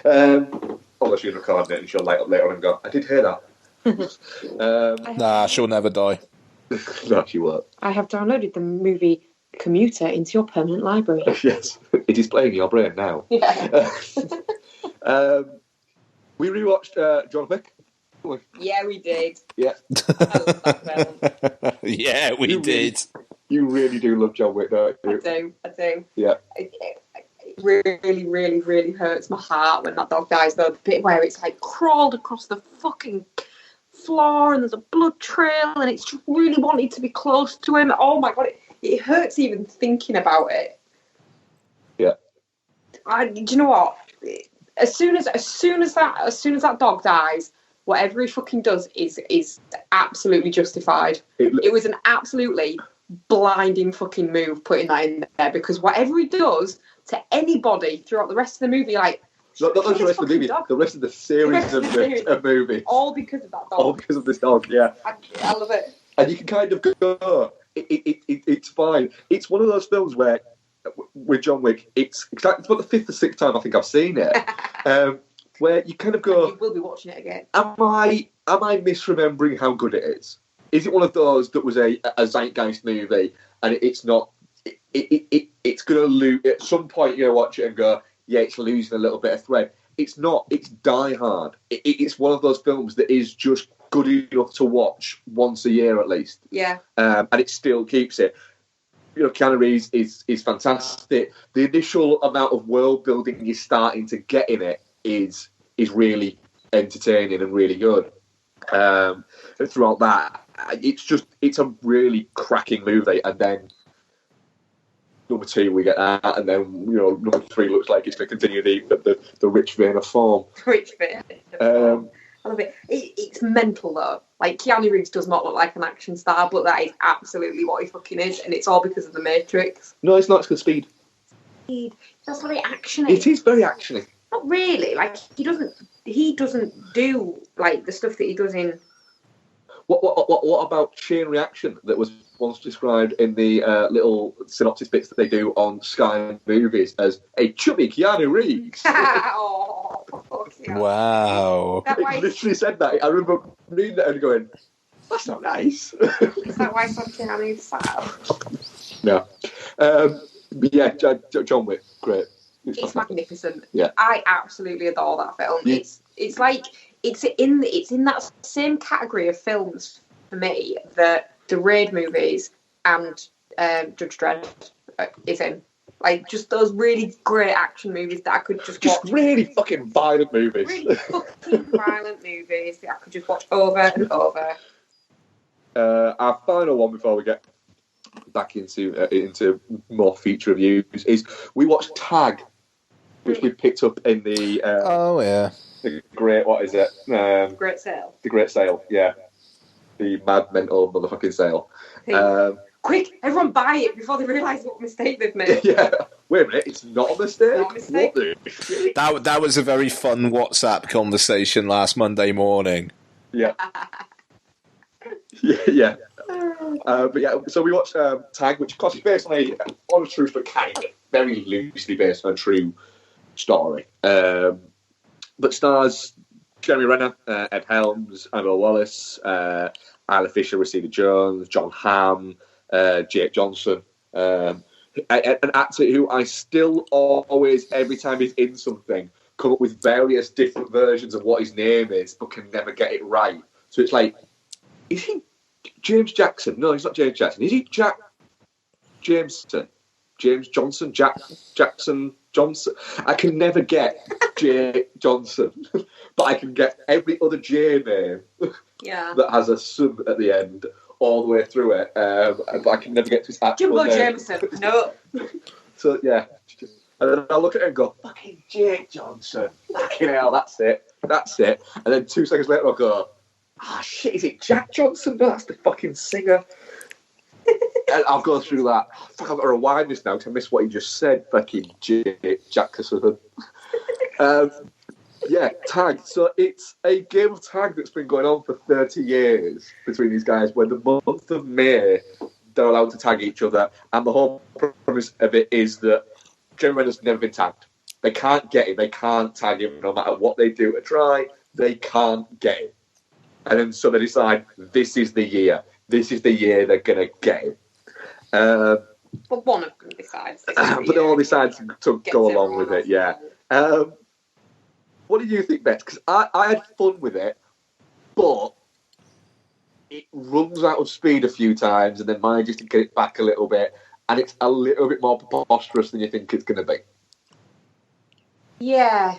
Well, I don't know though, because like some of the bits that bothered me in the film, they then showed footage, and it's like, oh, they did that. They actually did that, Look, he actually dresses an old lady with a walker. Yeah, because there's a scene in it where Ed Helms dresses an old lady with a walker, and you're looking at it going, that's fucking mental. And he's like in the middle of a shopping centre, and you're thinking, this is just getting a little bit silly now. And then in the footage that it shows actually then, he's dressed exactly the same as Ed Helms is in what is it? The exact same costume, which is a little bit mental. Yeah, I really liked it. I really, really liked it. Yeah. Okay. Ed Fisher, I can't get on with Isla Fisher in anything ever. Which is weird because she's pretty and ginger. Yeah, but she's also really annoying. And she's one of those irritating people that thinks she's really funny without actually being funny. She's too OTT, isn't she? Yeah. And she's too OTT in this. Yeah. But I don't think it helps that she's married to Sacha Baron Cohen. No, it doesn't help. But yeah, I really enjoyed it. I loved Jeremy Renner in it. Yeah. And on one of the iTunes special features is a documentary about the actual guys, and I really, really want to watch that. Yeah. Stars for me, John Hamm's great in it. Yeah, John Hamm's great in everything. Yeah. Hannibal Buress is really fun in it. Who's that? Sable. Yeah. Yeah. Yeah, he is. He's a lot of fun in this. Yeah, he is. Annabelle Wallace is great in it. Annabelle Wallace plays the Wall Street journalist who wrote the actual story, and she kind of essentially tags along with them on this mission there. It's a very much a late night couple of beers movie. on a Saturday night that where it'll finish and you'll go, oh, that's fine. I only need 6 out of 10 tonight. I don't know. I think you're damning it with faint praise there. You could definitely watch it on a Sunday afternoon. Yeah, but I had enough fun with it. It's no game night, which I said at the time, but it's great. It's good fun. I spent $2.99 on it, and I'm happy I spent $2.99 on it. Yeah, definitely. Nice, fair enough. Cool, right. So our listeners, I'm going to be really rude here and say I can't remember who chose this. Who chose this? And my boy Paul Dyer. Of course it was Paul, yeah. Right, so 8.5. As soon as Paul chose it, I'm going to let you fucking introduce it. Okay, it's directed by Federico Fellini. He got a film director. He's making a film. He doesn't really know what it's about. But you know what he does like? Women. Becky, what do you think of 8.5? Before you get into Bex, quickly. Yeah. You hadn't seen it, had you? I have not. Had you seen Florian? No. Cool. Go on, Bex. I loved it. I'd quite happily sit and watch it again, like, fairly soon. To kind of... It feels like there was maybe bits that on a rewatch you'd go, oh, okay, that makes sense. I didn't catch that first time. You dig surrealism though, don't you? Yeah. You can get on with you can very much get on with it, can't you? I loved the fact that it was essentially, it felt like it was a making of itself. And yeah, I really loved it. The way that I don't know, I don't really know how to kind of say what I'm thinking of saying, but the way that he's like constantly running away from people, and you know, you kind of feel like the fact that it feels like a making of itself as it's going through it's really fun to watch. There was one bit that I kind of thought that wouldn't fly these days. You wouldn't get away with that these days. And it did make me a little bit uncomfortable. I didn't like it. Was the bit where all the women were in the harem. Oh, the harem one, yeah. I didn't like that bit. Yeah. But, I mean, apart from that, you know, it does treat some of the female characters as being, like, super needy. But then I think part of that is it's kind of his mental projection. Yeah, you're viewing them through his eyes. His lens, he's incredibly needy. And he's incredibly needy, but he also he thinks he's this like. He thinks women need him. Yes, and it turns out obviously that it's the opposite, and blah blah blah. But yeah, some of the female depictions kind of made me go, I don't really like that. It was 1960s Italy. Well, that's it. Yeah, you know, and I don't like people excusing problematic material by going, "Oh, it was a different time." I don't think anything's problematic enough apart from that scene where all the women are like, "Oh, Guido," and the others like upstairs. But the whole point of that is how fucking up his own arse he is. Like, it's like male ego-driven fantasy made flesh, and it's fucking ridiculous. And I think, are they not playing up the this is fucking ridiculous nature of it? Like the way that like she has the last dance before she goes up the stairs. Absolutely. I think they're playing up the ridiculous. Well, that was really sad though, and then she just goes, "Oh, well, none of you are listening anyway," and just goes upstairs. That made me really sad for her. No, yeah, I mean that lady. But yeah, no, absolutely, and I agree. But it's like, I don't think Fellini is like showing us this and going like, "This is fucking brilliant," isn't it? I was watching it just like, this is fucking pathetic. Like, why are you having this like masturbatory fantasy of all this shit going on, you absolute dickhead? Yeah. Or at least that's what I thought. Yeah, I know, and I kind of get that it's making fun of him while it's doing it. It just, even knowing that, made me a little bit uncomfortable to watch. Yeah, no, I mean, it's, I don't know, it's definitely problematic. I think it depends on your reading, because you know, if it was like this is just supposed to be like, oh, this is fucking brilliant, and yeah, it's the read of it is fucking horrible, especially in this day and age. But I think it is. I mean, it's interesting. Like the woman who's most into him in the entire film is this. Apart from his wife, even though she's basically falling out of love with him, but it's this overly made up woman who gets there and then just like falls ill, and then she's just sweaty and like very much turns away from being the object of his affection. And even when like she's there in that like courtyard place having coffee or whatever, she's there and he's almost embarrassed by her, and the other women in the film aren't really taken with him. You know, I mean, like, there's a lot of women that he seems to, like, notice who turn up in that scene we were just talking about, but they don't seem to be particularly infatuated by him. No, now that one woman that they portray, like, as being really pathetic, she just really wants to know what fucking part she's playing. Yeah. Just tell me what part I'm playing. I need to prepare. And he kind of, like, strings her along. So, Ian, what were your thoughts on 8.5? Because 8.5 is wildly regarded as being one of the greatest movies of all time. Yeah, I fucking loved it. Good. Fucking loved it. I have a predilection for watching cool-looking people in really nice costumes in really nice places. You have a bit of a thing of Italian-themed cinema, we'll say. Yeah. I mean, like, assuming we actually ever do another Playing It Forward, which we're going to. Yeah, which we're fucking determined to. But like, I think my pick for either you or Noel was Paolo Sorrentino's The Great Beauty. It was myself, and I'm very much looking forward to watching it. But I know I can't do it until we arrange that. Yeah, because it's in your iTunes library, innit? Didn't I buy it for you? Yeah. So many times and gone, I'm going to watch that, but I can't because then I need to watch it again. What is it? It needs to be my first watch. It needs to be the one we record.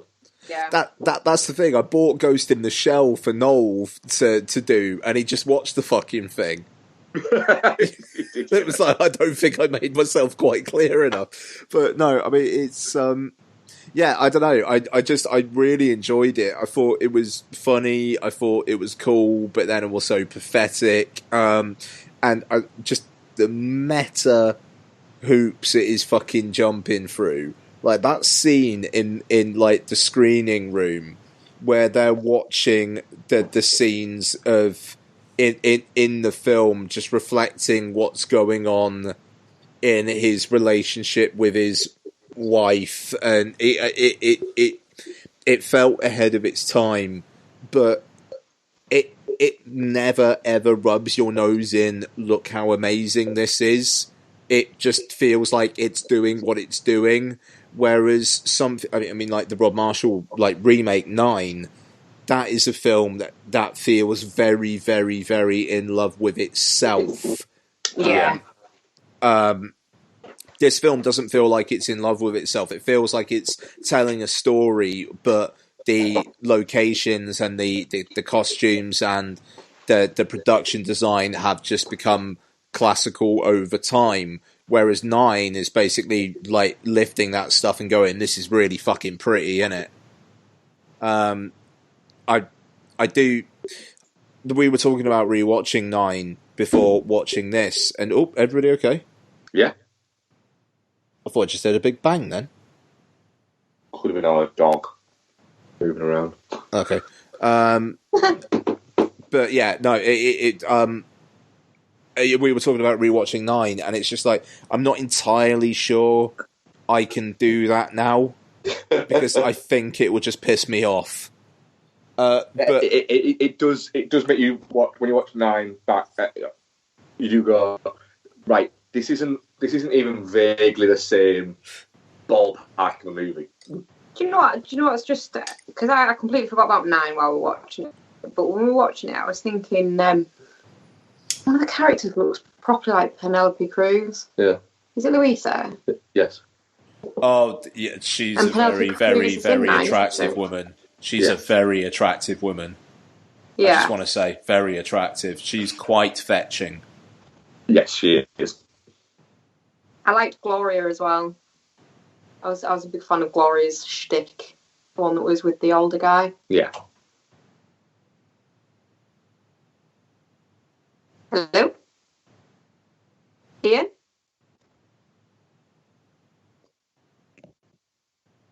Have we lost Ian? I think so.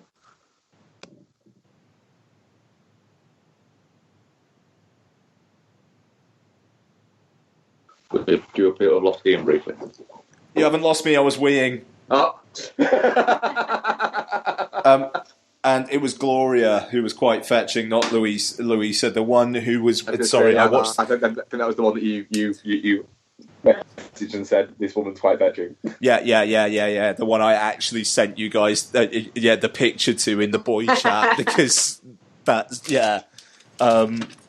Yeah, she's a fucking staggering looking woman. Anyway. I liked the dancing bit with them too, that was good. Yeah. We realised that the majority of the Uma Thurman and John Travolta dances you've ripped off from an hour and a half. Yeah. I mean, that's the thing. This film, you just see its DNA in so many other fucking films and just commercials.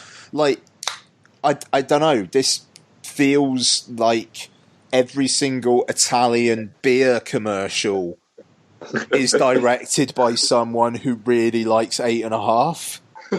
Yeah.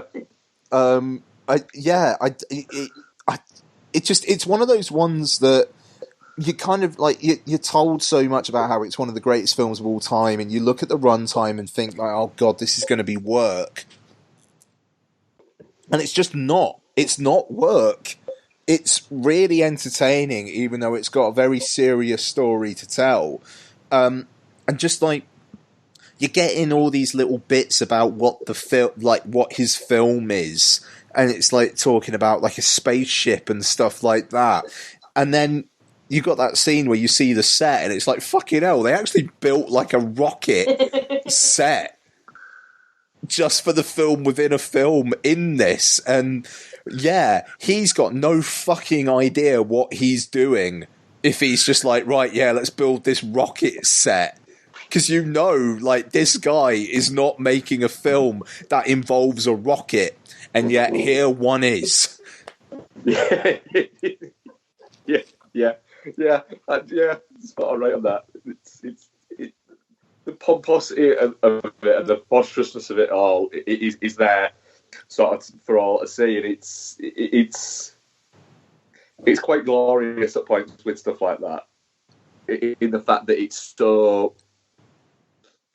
so ridiculous, but like Becky says earlier, the fact that he keeps on running away from people, you are watching this man kind of reveling in all the glory that people are giving, all the attention that people give him, but also at the same time running away from himself.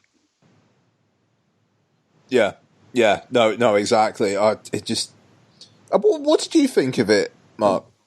I don't think I enjoyed it as much as you two, in the sense that at points, it's a great film. But I think you guys sound like your 5-star ratings of it, and I'm more of a 4-star rating of it. Wow, that's good, dude. Is that I still really enjoy it, and I still can appreciate, the world that it exists in and its influence, etc., and things like that. But like, when you rewatch it in the near future, Bex, I probably won't rewatch it with you, because it's a film I will watch in the 5 or 6 years again, maybe. Yeah. But I don't need to see it again like that soon. Maybe because it does. I don't want to say slog, because it's not a slog. But if I've got 2.5 hours to watch a movie, I'm probably going to watch something else. Fair enough. It's that. But I do really enjoy 8.5. I can see its place, and I can see why people get a lot out of it, because it isn't a slog. It is a fun movie. It's not a weigh you down 2.5-hour movie. It's a surrealist comedy essentially, and that's batshit that it is so high regarded, and it is now. Yeah, no, for sure. I mean, just the ending as well. Like, what is that ending? Like, they're all. I mean, like, is it him just descending into like his fucking fantasies, where like suddenly they're all there and they're just all going to have one big fucking like conga line or whatever the fuck it is? I think it's him when it's all gone and it's all disappeared and like the movie's been closed down. I think it's him actually finally seeing the movie, seeing what it might be and what it might have been, and actually as an audience you're looking at it going, right, he's having the visions coming to life, you're seeing it and it's actually crap. It's not anywhere near as profound or anything that he thinks it's going to be. It's just, that's it. He's not the genius that he thought he was. No, I don't see. Well, that final scene where they're all in white and they're all in a circle. Yeah. For me, that's him acknowledging that it's maybe not that people can't survive without him. It's he can't survive without all these people and everyone's represented. I mean, it's obviously not something real because his mum and dad are there and his dad's supposedly dead, isn't he? Given the fact that he's in a graveyard in one of his dreams. Yeah. So it's obviously just something in his head. Yeah. But yeah, I think it's him kind of acknowledging that, you know, it takes a village kind of, everyone influences everyone and people need people, and it's not just that everyone needs him and he's not as important as he thinks he is. Or thought he is. Yeah. I just need to respond to the text quickly for more about picking thoughts more. I'm going to let you use a little bit. Well, no, that's right, really. I quite like the ending. It's kind of him looking around and going, oh, okay, everyone's influenced me, and you know, this is why I am who I am, and maybe I need to be better to the people that are important. Mm. What do you think, Ian? Like, I mean, I just thought it was him basically going down the fucking path of like his whole fucking fantasy about the harem. I thought it was just that. It's basically his life's gone to shit. He's not going to be able to finance another film, and now he's just going to fucking live in this delusion, which, I don't know, maybe is a little bit glass half empty of me, but that's kind of me in life. So, you know, I like your theory of it just being him realising he can't live without the people in his life. I wish I could feel like that. But I can't. Fair enough. I tend to go with, like, if there's a couple of different ways to look at something, I'll go with the most optimistic. See also Krampus. Nice. So yeah, it's obviously definitely not shit. Oh shit, yeah. Oh, yeah. So what did you put out a poll on this one, or I don't think I did. Did you just assume that everyone would?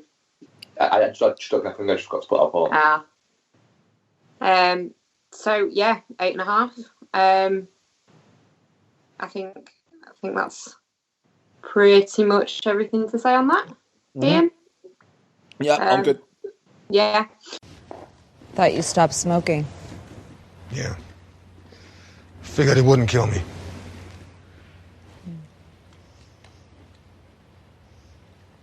Was I on the phone too long? 47 seconds. Guess we do get rusty when we turn 50. Yeah, it's sad. I know they pay you well for this, Vivian. I'm still gonna give you a chance to walk out of here alive. For old time's sake.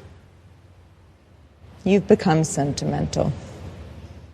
Me for the goal, an even trade. You keep saying that, but you don't have anything to trade with. You are at a dead end. The road that you've chosen doesn't have a rainbow. No. No rainbows. You grew soft, Duncan. You're bad. Cool. So then the next one, obviously, would be Paula that we watched. Bear with me just 1 second. Oh, no, it's there. Directed by Smack My Bitch Up's Jonas Ackerlund. Yeah. Who directed many, many music videos. Did he do the Jason Schwartzman movie Spun? He did Spun, yeah. Yeah. A movie that literally, if it was popular enough for people to still watch it now, imagine how much shit that movie would get. Where literally Jason Schwartzman has a woman chained to his bed for the entire duration of it, and that's a joke, isn't it? Oh, right, okay. Yeah. Interesting. Yeah. I enjoyed Spun, but nobody should watch Spun nowadays. No? No. Did he direct Lemonade as well? He directed loads of music videos, yeah. Oh, Couldn't you tell me about ass that you saw in this movie? Yeah, what about? Anyway. Anyway, yeah, so directed by Jonas Ackerlund, starring Mads Mikkelsen, who he plays Hannibal, doesn't he? Every time I see his face, I would just think of him saying Will Graham on Hannibal all the time instead of using a shortener version of his name. Vanessa Hudgens, Catherine Winnick, Matt Lucas, who I don't generally like to see in things anyway, but hey ho. He worked with him on Small Apartments, didn't he? Oh, right, okay. Just saying he did. Basically, film starts out with a retired assassin having some fun time at his mansion with a pretty lady, and then it turns out she is part of a group of assassins. They take him out, and then it goes across to Mads Mikkelsen, who is a soon-to-be retired assassin, and John Wick himself. Oh, that's awful, that bit. That poor dog. Oh, Rusty. Sorry. Yeah, buys a puppy, kills it. And, yeah, turns out, obviously, that Matt Lucas, who is the head of the organisation that these assassins work for, is taking out his retirees so that he doesn't have to pay them his pension. It's a pension scam. Yeah, it's a pension scam. But that makes it sound really boring. Which one got all Ian's bits flickering? Yeah. Ian, what were you thinking about that 6% return? Oh, fucking... Right, 6% per annum, right? Assuming that's after inflation is fucking banging.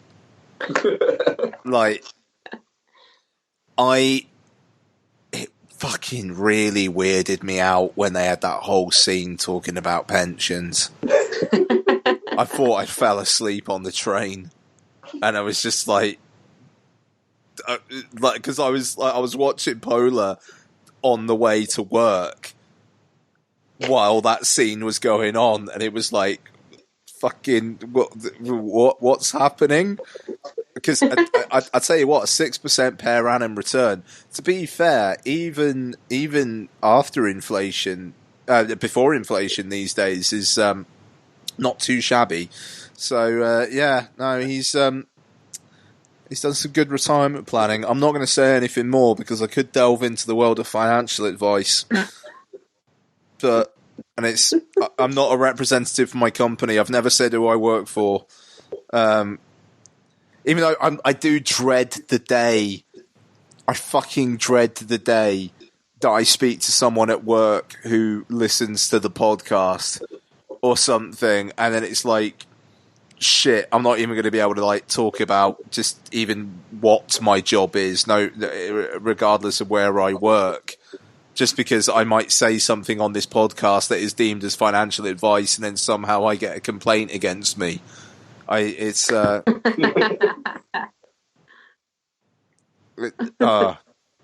Yeah, anyway, yeah, 6% return, fucking banging. I can see why Matt Lucas wanted to kill.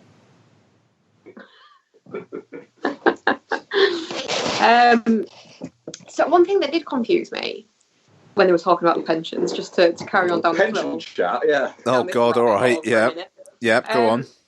So obviously, when he's talking to his financial advisor, he says, "Oh, so you can take half as a lump sum, and that'd be 8 million." Yeah. And then obviously the other half would be Payable. what's it called when you get it monthly? The technical term is an annuity. Annuity, yeah. So the rest would be paid out as an annual annuity thingy. But they only keep talking about this 8 million. They're not taking into account the fact that they're going to have to pay his annuity as well. So it's actually worth more to kill them. It's worth 16 million. I mean, the thing is, okay, fucking, I can't believe we're doing this. Right. So an annuity is basically you pay your pension money to someone, and then they guarantee X amount per year, either for a set amount of years or until you die. So if we're talking 50% is 8 million, right? Say we're thinking he's going to live another 20 years or so, right? We're not going to want to... So if the other 30% is 8 million, we're not going to say we're going to pay you 8 million. Because we're saying, look, we will pay you for the rest of your life. So if we're saying 6 million, we keep the other 2... 6 million divided by 20 years, no, say 30 years, is what, 2 million a year? So you break that down into 12 months, and I mean, like, you're looking at, just shy of $200,000 a month? So just shy of $200,000 a month, and then if he lives past 30 years... then he's going to start eating into your margin. Because that's the thing about the annuity. Whenever I have these conversations at work, it's morbid as fuck. Because it's basically saying the only way you get quids in is if you live longer than we think you're going to. Yeah, you get a higher annuity payment, don't you, as well, if you're, like, unhealthy? Yep. You just have to just lie. Do you smoke? Yes, absolutely, 40 a day. Yeah. No, I mean we would actually ask. We would actually get like a medical professional to actually do a bit of an assessment and whatnot before committing to that. But like I spoke to this really lovely woman a few weeks back. It was like, why are you asking all these questions about if I smoke and if I'm overweight? It's awfully personal. And it was like, look, it's because basically, if you do, we don't think you're going to live as long as someone else, so we would probably give you more money. And she was like, well, can I say that I don't smoke, even though I do? And I was like, well, yeah, if you want, but... you'll get less money. Yeah. And she was like, I just don't want to give you that information. And it was like, okay, fine. It was really hard because we're not allowed to give financial advice, but it was almost like, is it not just common sense? It's like, look, if you want more money, just be truthful. She was really, really nice as well, this lady, and I felt so sorry for her because it was like, look, it's not like we're going to send you a fucking note saying like, how dare you be overweight, you fucking fat bastard, lose some, like that's not what we're going to do. Anyway, but yeah, 6% per annum. Oh, Skype has become. Hello? Yeah, we're back in the room. I was thinking Skype had become bored of the pension chat. But yeah. So, should we get into the movie around the pension related jargon of the movie? The really bad thing is I could actually talk about that all day, and it's so like that's just a fucking damning indictment of Ian. Anyway, Ian, pension chat aside, what did you think of Polar? It's a film that only 13-year-old boys could love. Like fucking, it's that first half, apart from the pension chat, was a slog. For me, it just just quickly going off that. It's only a film that 13-year-old boys could love. And Becky, you really like hyper-violent nonsense, don't you? I do. I really love this. I was going to say, we'll let you continue with what you think after. No. But the thing is, it's that first half in particular where it's that fucking gang of hitmen going around just like the fucking ridiculous situations, killing these people, getting a bit of a clue, moving on to the next thing. And I mean, I was kind of glad in a way, but it's like you get to that bit where, like, up in his cabin and they all get killed, and it's like, well, what's the fucking point of all those scenes in the first half then? But it's kind of building them up as like the antagonists, and I thought at least that the one who had the relationship with Matt Lucas was going to live, but no, like they all die, and then the second half gets going, and it's like, all right, cool, Mads Mikkelsen's being tortured, he's going to fucking break out of it and kick some ass, and he does, and you got that scene that's in the trailer of him with the fucking controlling the turrets with his hands, and it's like, yeah, this is cracking. That bit was mint with the automated guns, by the way. I love that. When he's just like crossing his hands over in front of himself and everyone's just getting shots and shit. I loved it. Yeah. And just, and to be honest, I quite enjoyed Matt Lucas in this, in all honesty. I thought he had the tone pretty spot on, and his reaction to that as well was fantastic. And just the way that afterwards, it's the first film I think I've ever seen where the climax is not all the bad guys going in trying to get the bad guy. It's all of them running away and just going, nah, fuck this. Nah, man, you're on your own. Bollocks to, you know, and then Matt Lucas going, all right, I'm going to fuck him up. You know, it's just, I really enjoyed that immensely. It's like the more garish aspects of the Matt Lucas film I wasn't into, but I enjoyed him. The Mads Mikkelsen film I was into. There were some bits, the worst excesses of it really, really, really left me cold. But I did not hate my time with it. Becky, what do you think? Yeah, well, yeah, just a repeat of the same, really. I loved it. I thought the bit where they're going through all these registered addresses to try and find him and then just killing whoever's there, I actually quite enjoyed that because, it was fun. Like, the way they did it was fun. It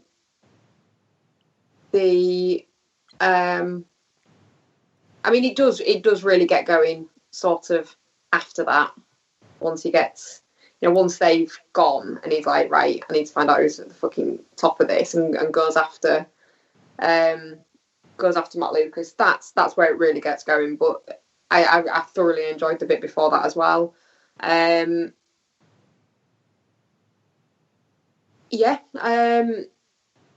quite liked the twist at the end.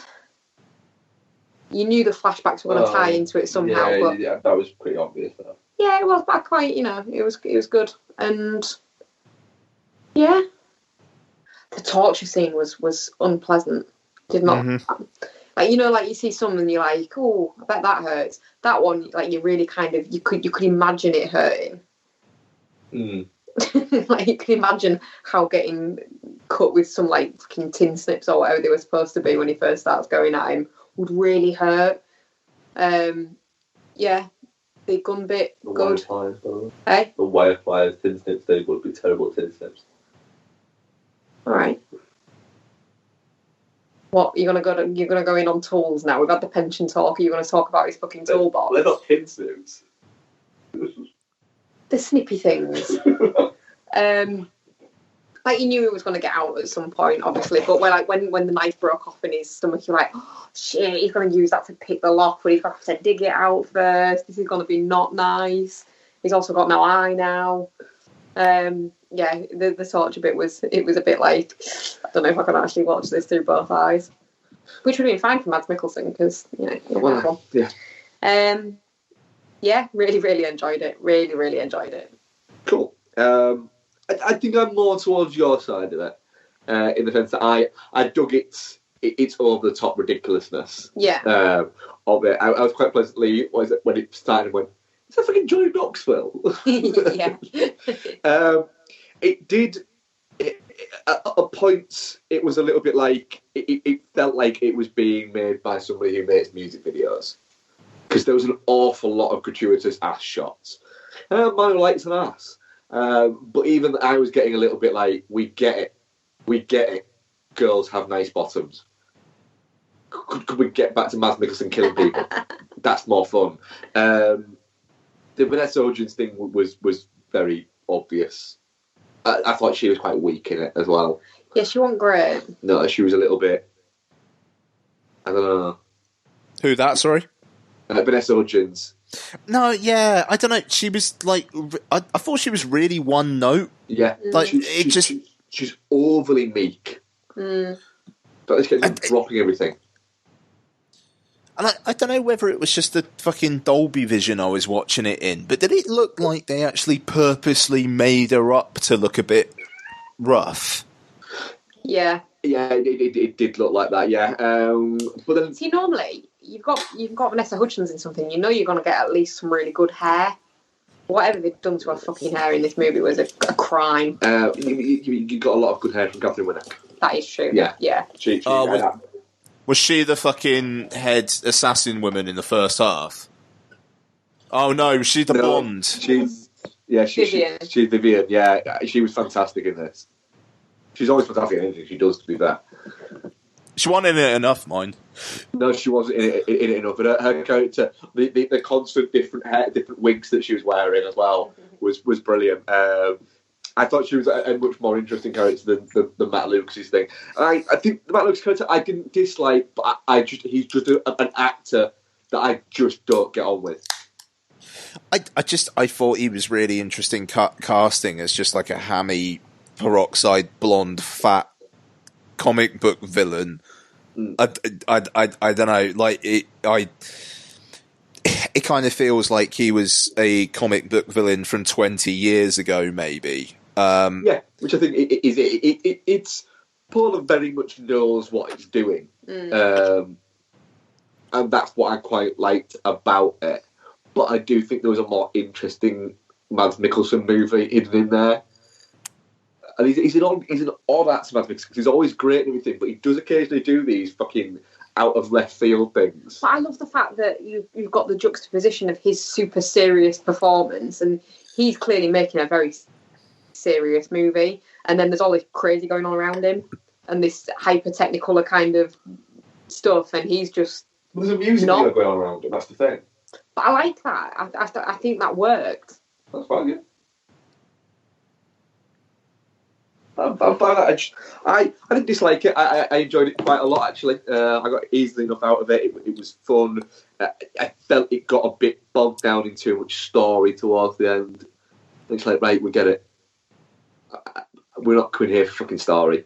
We're coming here for the hyper-violence and the corridor scene. Yeah, that was good, but I liked that. Yeah, it's kind of becoming a thing in the corridor scene now. Does get his ass kicked, doesn't he? He does, but he also kicks a lot of ass. Yeah, he does. Well, I think we're kind of like winding down on Paul, I think, aren't we? Mm-hmm. I'm definitely not shit on it. Yeah, definitely not shit. Where are you, Ian? Are you touching cloth? Or are you definitely not shit? Yeah, I think I'd go for touching cloth. I actually gave it a 2 out of 5 on Letterboxd, but I think I could upgrade that to a 2.5. I just that first half I found very, very, very fucking hard to get through. Even the bit where Johnny Knoxville dies and he's got a Viagra hard on and then it gradually goes away.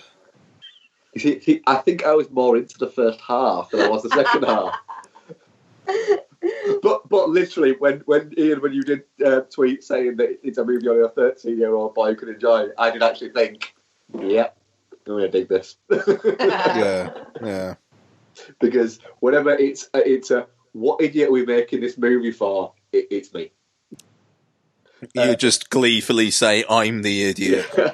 I am this fucking idiot. Mm. Yeah, it literally is. So what can we make this movie more stupid? Like, they break our fucking list. I call it the Pauly Shaw list. When you love a Pauly Shaw movie, it's constant shame for me. I fucking love Pauly Shaw. Yeah. See, well, our review, Paul. This is quite cool. Definitely not shit. 75%. And touching cost 25%. Oh, there you go. Oh, fair play. People seem to dig it, but I think it's one of those movies where you're not going to watch it if you don't have a look for it. Is what I would say. Yeah. So questions. We have a few actually, because we have some from last week. Let me just get to them. Going. Ooh, fuck yeah. Going back.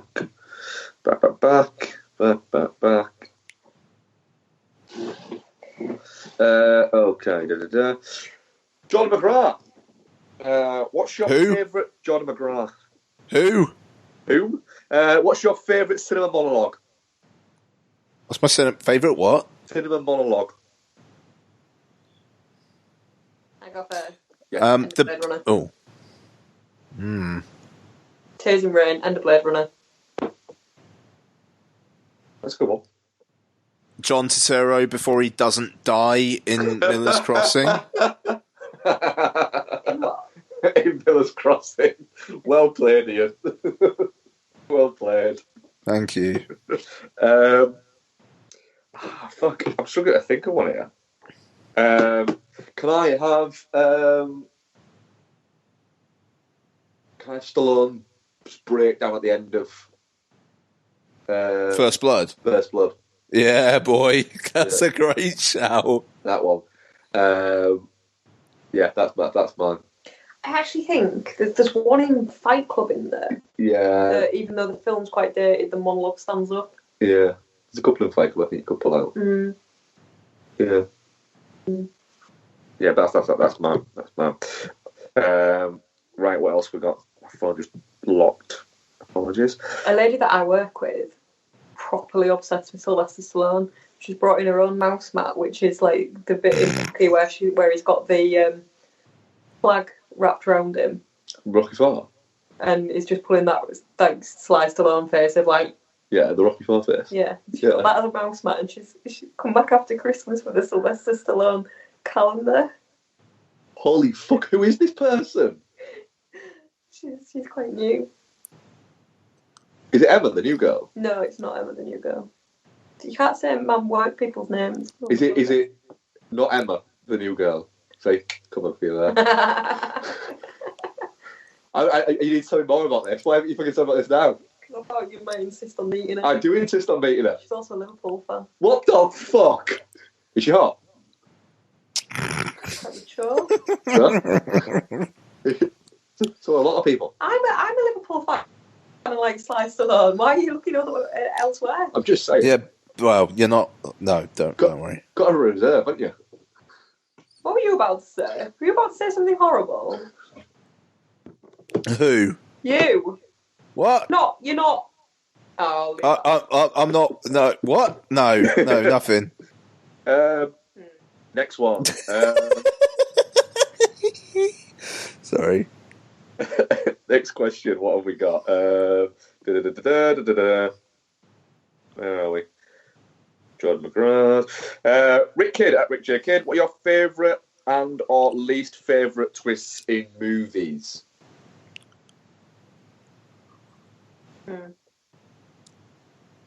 Okay. A great one is has got to be Usual Suspects. Has to be up there. Oh god, yeah. It's a great twist. When you work out that Tyler Durden is Ed Norton's character, he's the same person. That's another great one. Yeah. I mean, like, I'll say, like, for first time watch, and I mean, it's too embedded now, but The Sixth Sense, like, at the time, watching that film and then having that, the fact that it completely rewrites what you know about that film up to that point.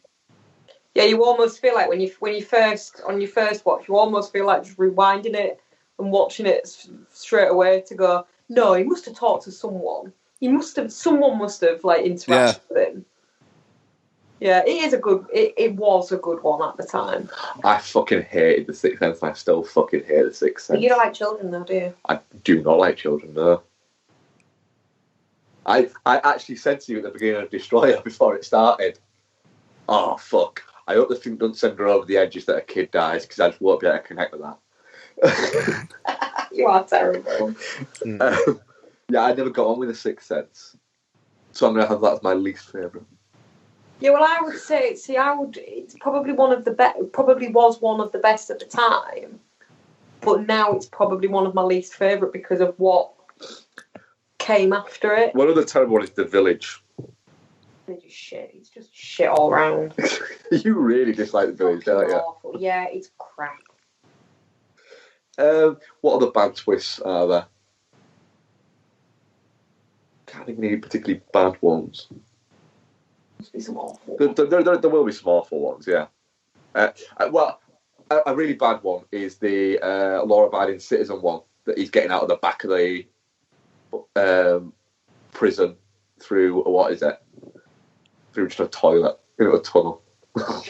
Oh God, yeah. Oh fuck yeah. Law-abiding citizen is literally the laziest written movie of all time. What else have we got? Planet of the Apes is a good one. Yeah, Planet of the Apes is a fucking great twist, actually. Yeah, fair enough. I'll play on that one. I don't know what else have we got. So I'm going through a couple of weeks' worth here. So. Right, Andrew Jones at Ethan Run. Do you feel more excited seeing a potentially awards film early in the season, a la October's A Star Is Born, and when February and March release that had buzz, then Lost to come out, or do you still find excitement in them? If it's a film I want to see, then earlier on. I mean, even though I will say there is a bit of a buzz with getting the Oscar nominations and being like, okay, I've got to watch that film now, and then being surprised by it. Like, I think The Wife is an example. I don't think that film is amazing, but I never would have watched it if it didn't get an Oscar nomination, and it did. That's fair. So what we say, films that come out that get buzzed before and then don't get a nom, are you still excited about seeing it? No, films that end up getting nominated for awards, but seeing them earlier in like October or something like that, or getting them all packaged down in one little fucking 5 to 6 week period, because that bugs the shit out of me, to be honest. It's a real bugbear for me, in the sense that it's now literally, all right, you have to wait until like December to early Feb. You've got like a little 6 to 8 week period where these are the worthy movies. Get them all at once. So, no, I want movies that can. I don't want to watch something in March and go, that's fucking fantastic, but it's clearly not going to win anything because it's out in March. Yeah, it's got boring awards season that they've packaged it down into now has got boring. Yeah, I'd prefer to have them dispersed throughout the year. Like, how hard is it for them to look back on what's been released over that year? But apparently it's very hard. So I always prefer to get them a little bit. October's going to be a bit of a sweet spot, I think, now. It's the post, what is it, blockbuster season, and then leading into, what is it, you seem to get good movies in October now. Yeah, but look at, as an example, Star Is Born. Everyone thought at the time that would just fucking sweep the awards. I was thinking it was going to end up running out of steam, though.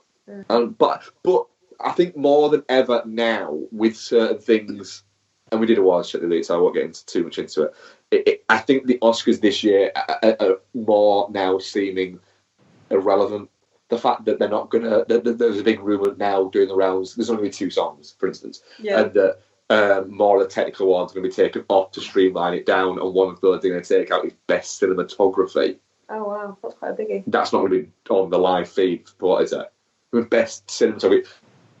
Literally, the way a film fucking looks is going to be taken out of it, so they can throw to the skitting.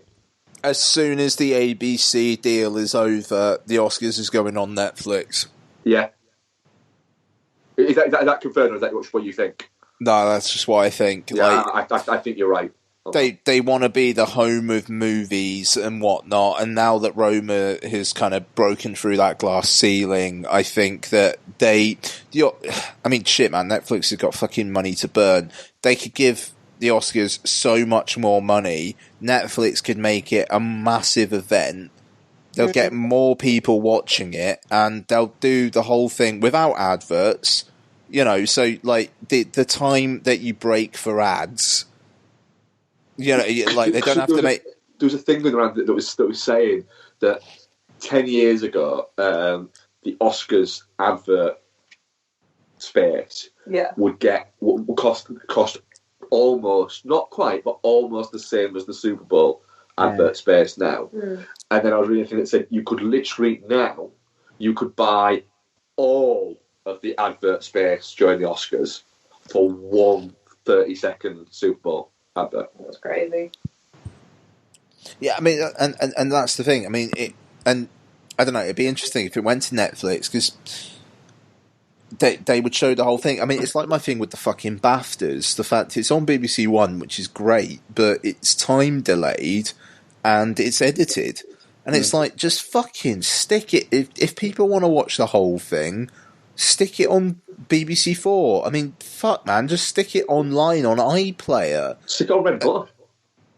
Yeah, exactly. Like, give people the opportunity to watch the whole thing if they want. And then if they just want to watch the celebrities, you know what? Instead of doing a fucking 2-hour highlights thing, do an hour and just do the fucking celebrity stuff, because the people who actually want to watch the whole thing can. What I will say is, Sky's coverage, I always think, of the Oscars is really quite good. Yeah, it is, but it's basically because it's the US broadcast, but during the ad break stuff, they do have a couple of ads, but they also have kind of people talking about the awards. Yeah, which is I think is quite good. They because the ads are like 8 or 9 minutes, so they'll do like a 2-minute ad and then they'll talk for a few minutes. Yeah. So I do think their coverage is quite good. But yeah, I would, awards season for films it bugs me, to be honest. I find it irritating. Well, the thing is, well, for us, because we don't get the releases at the same time. Yeah. It's too late to consider. Like if you're wanting to watch everything before the actual Oscars, for instance, you can't. Well, this is the thing. I mean, it's like At Eternity's Gate that Willem Dafoe's nominated for. That doesn't even have a UK release date.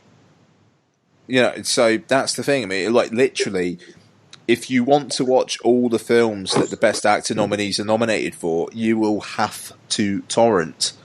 Yeah. You'll have to.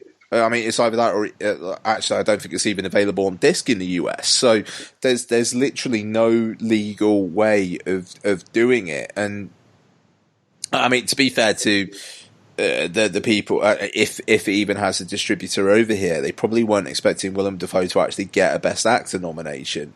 I mean, like Picture House Entertainment distributed The Wife, and they must be fucking pinching themselves.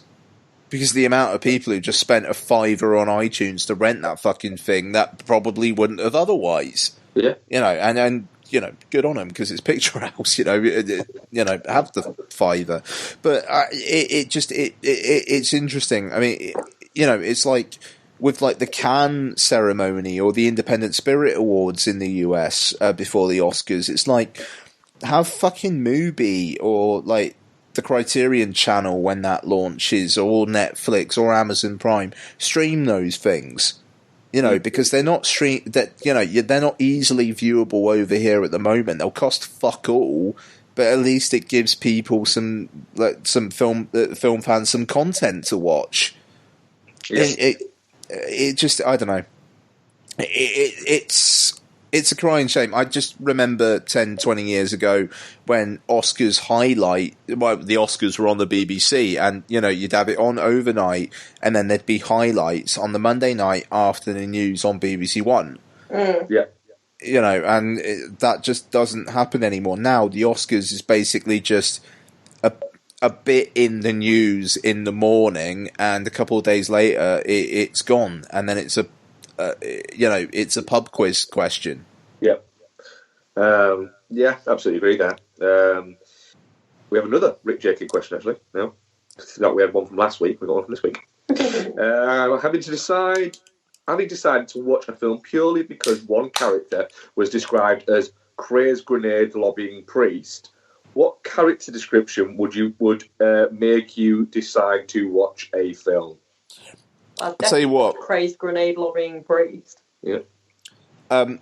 Spider-Man Into the Spider-Verse, I noticed that post-credits bit where it's Oscar Isaac as Spider-Man 2089, I want to say, he's credited as interesting person number 1. And it's like, in the credits, you're watching it, it's like, interesting person number 1, Oscar Isaac. What the fuck? I don't remember that. And it's like, okay, I will watch until the end to see if something happens. Should be Keanu Reeves. It should be Keanu Reeves to get you, yeah. Yeah. Yeah. I don't know, it'd have to be something like we were talking about, like that particular genre of films that you know, like The Raid and stuff like that fall into. Yeah. You know, revenge oriented, quiet guy, like John Wick, something like that. Yeah, mine's always Crazy Hot Chick. Yeah. Vindictive bitch. Sold.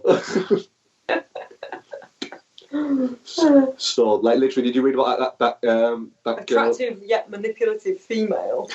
Like, oh, really? Let me just look for my number.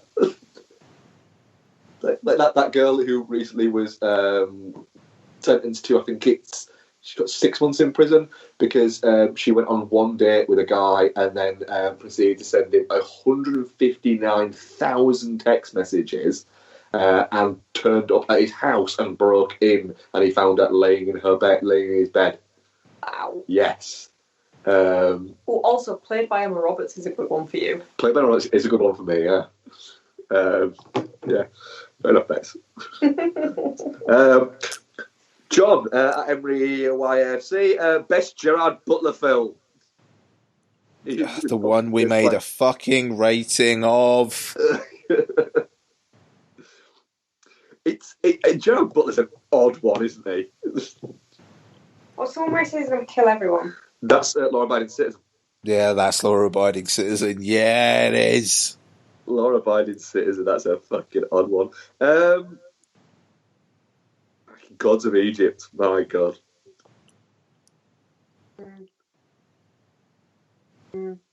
Oh, The Bounty Hunter, a movie that attempts to just be Midnight Run, but fails at any point of getting anywhere near Midnight Run. Gamer, fucking, I forgot about that. Objectively, I think you'd probably have to say 300.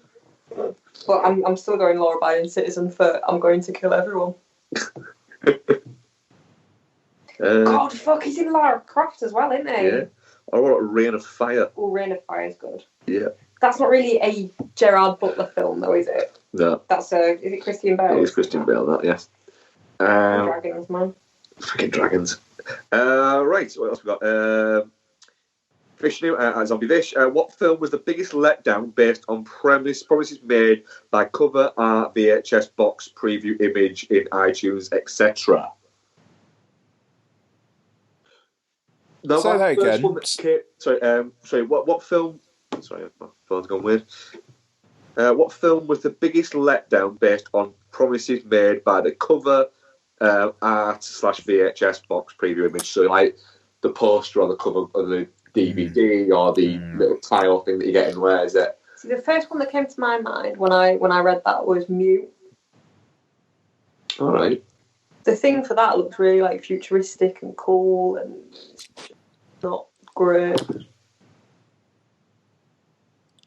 Just as an initial reaction when I read the question. Mine was The Strange Colour of Your Body's Tears. Oh, fuck yeah. That's the answer. That's the first thing that came to my head straight away was that. Because that poster is magnificent. That's the fucking... That's the answer, Mark. Fair play. And then the rest of it is just the films that actually produce it. Nurse. You were well excited about Nurse before that came out. And then you watched it and you were like... Still keeping it as my screensaver because it's a great picture, but yeah, the film's like... Well, literally, Nurse, they did a poster that wrote a movie about it. It was the Friday the 13th theory. You fucking love that picture. That picture was your screensaver for fucking ages. It was indeed. And literally until the movie came out and then it let me down. Paz de la Huerta. No, you kept it as your screensaver after that. I think I did for a little bit, yeah. I think I went back to it, actually. I think I'm going to go back to it again now. Well, Paz de la Huerta was something that happened for a very brief amount of time, wasn't she? I like Paz. She's fucking mental. Well, she's the mental one, isn't she? Yeah. I mean, she actually attacked people. I want to rewatch Enter the Void. Yeah. I mean, Climax comes out quite soon, doesn't it? What's that? The Gaspar Noé musical that he did. Excellent. It's Paz in it. She's not in it now. Nobody knows what's happened to Paz de la Huerta. She was into it recently, but I think she literally just wandered into it. Oh, it. Literally, I think she actually wandered into a movie. Couldn't it have actually been that? Andy Kaufman? Oh, really? Jim Carrey thing. She was in something. Beck's got an IMDb up recently. She literally turns up in something really random. Go back. Where she's herself in it. And it's a documentary. I think, and she's uncredited, but I think it is the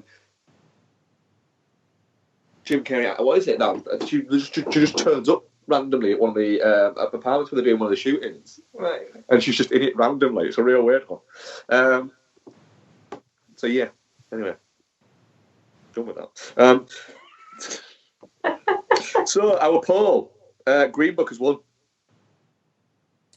Yes, it has. So we're doing Green Book and Escape Room. Because nobody voted for Can You Forgive Me? Can You Forgive Me? I'm quite disappointed about it. I can't see that. We might go and see them all then. Can I be honest about something? You want to go and see that rather than Escape Room, don't you?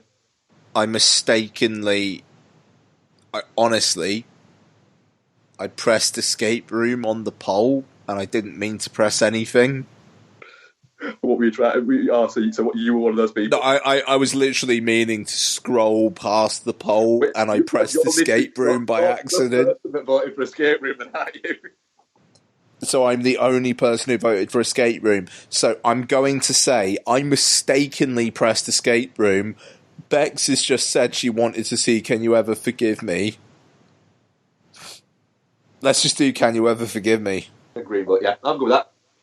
Yeah. I'm down with that shit. Right, I think that's everything for episode 289. You look like I've missed a bit. No, cool. I'm just remembering that we get to watch Final Girls and I really enjoy it. Oh, that's cool. Yes, we'll get to watch Final Girls. That's the right Final Girls. Yeah, so we're going to that'll be not next episode, but the one after. Yeah. Watch it whenever I want, Ian. Well, no, we're going to watch it. But we'll talk about it when we're scheduled to. I'm not saying we won't. Right, that was episode 289. We're having a bickering You calm the fuck down, Becky. Calm the fuck down. So, yeah, that's what we're going to go chat next week. Not the Final Girls, so Becky might watch it and then watch it again, maybe? I don't know. I can watch it whenever I want, Mark. Well, okay. Yes, so thank you very much for listening, guys. At Ian Lauren, at Becky Foss, at Duke Foss. Check out thosefilmbastards.com. Which will start having content on it hopefully by the weekend. Does it work now? We've still got a little bit left to do on it that I've not had quite a chance to do. Because you can't do as much on the iPad Pro as was first advertised, because Squarespace keeps crashing on it. Blows my mind that you know how to do that stuff at all. It's not that difficult. It's really not that difficult. I'm super glad I kept my MacBook and didn't trade it for an iPad Pro. But yeah, so hopefully people will like it. I'm super glad you did it as well.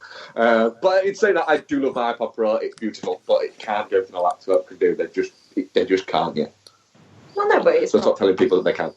Well, yeah. It's not the thing that you can replace your iPad, your laptop with quite yet. Right, the fact that Apple are literally saying you can do everything on an iPad that you can with a laptop, it's just a fucking lie. You can't do with Squarespace is, and it's not Apple's fault, this is Squarespace's fault, and I've brought it up with Squarespace, and they have, to be fair, actually responded and said, oh, that doesn't make sense, we'll sort that out. You can't scroll. Yeah.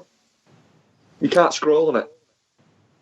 It won't let you scroll down your website. That's quite like a big thing. Yeah, that does sound big. Yeah, it is. The guy who when I had a little back and forth chat with Squarespace responded and went, yeah, you can get a bit of a problem. What is it? And then he responded and said, well, 20 minutes later, I need to find an iPad so I can test this.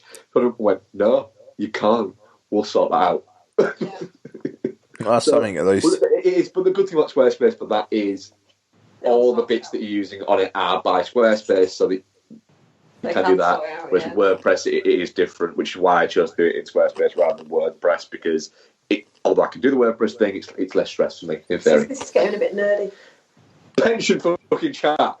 To be fair, I actually didn't start that. No, you started that. So yeah, Those Film Bastards is there. We hope you like it. There's going to be some nice film chat on there. Ian's written something for it already that will go on there. I've written something that will go on there that is essentially is me complaining about the fact that Thromba from the train is $7.99 on iTunes. Oh my god! Again, moaning about that again. Yeah, still moaning about that. Yeah. Also our Instagram, we're trying to get more out on there. Just essentially just come to us for your needs. And Patreon. So Patreon / Bastards. I think that's about everything covered. Thank you for listening, guys. Thank you very much for joining us. Thank you, Becky. You are very welcome. Thank you very much, Ian. Bye-bye. Bye-bye.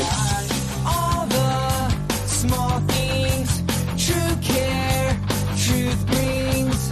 I'll take one lift. You're right, best trip. Always, I know you'll be at my show. Watching, waiting, commiserating. Say it ain't so, I will not go. Turn the lights off, carry me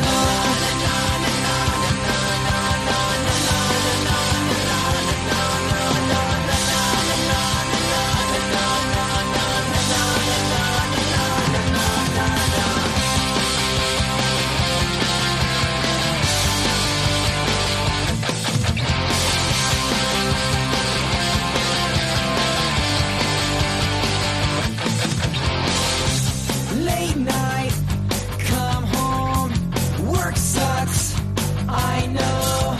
She left me roses by the stairs. Surprises let me know she cares.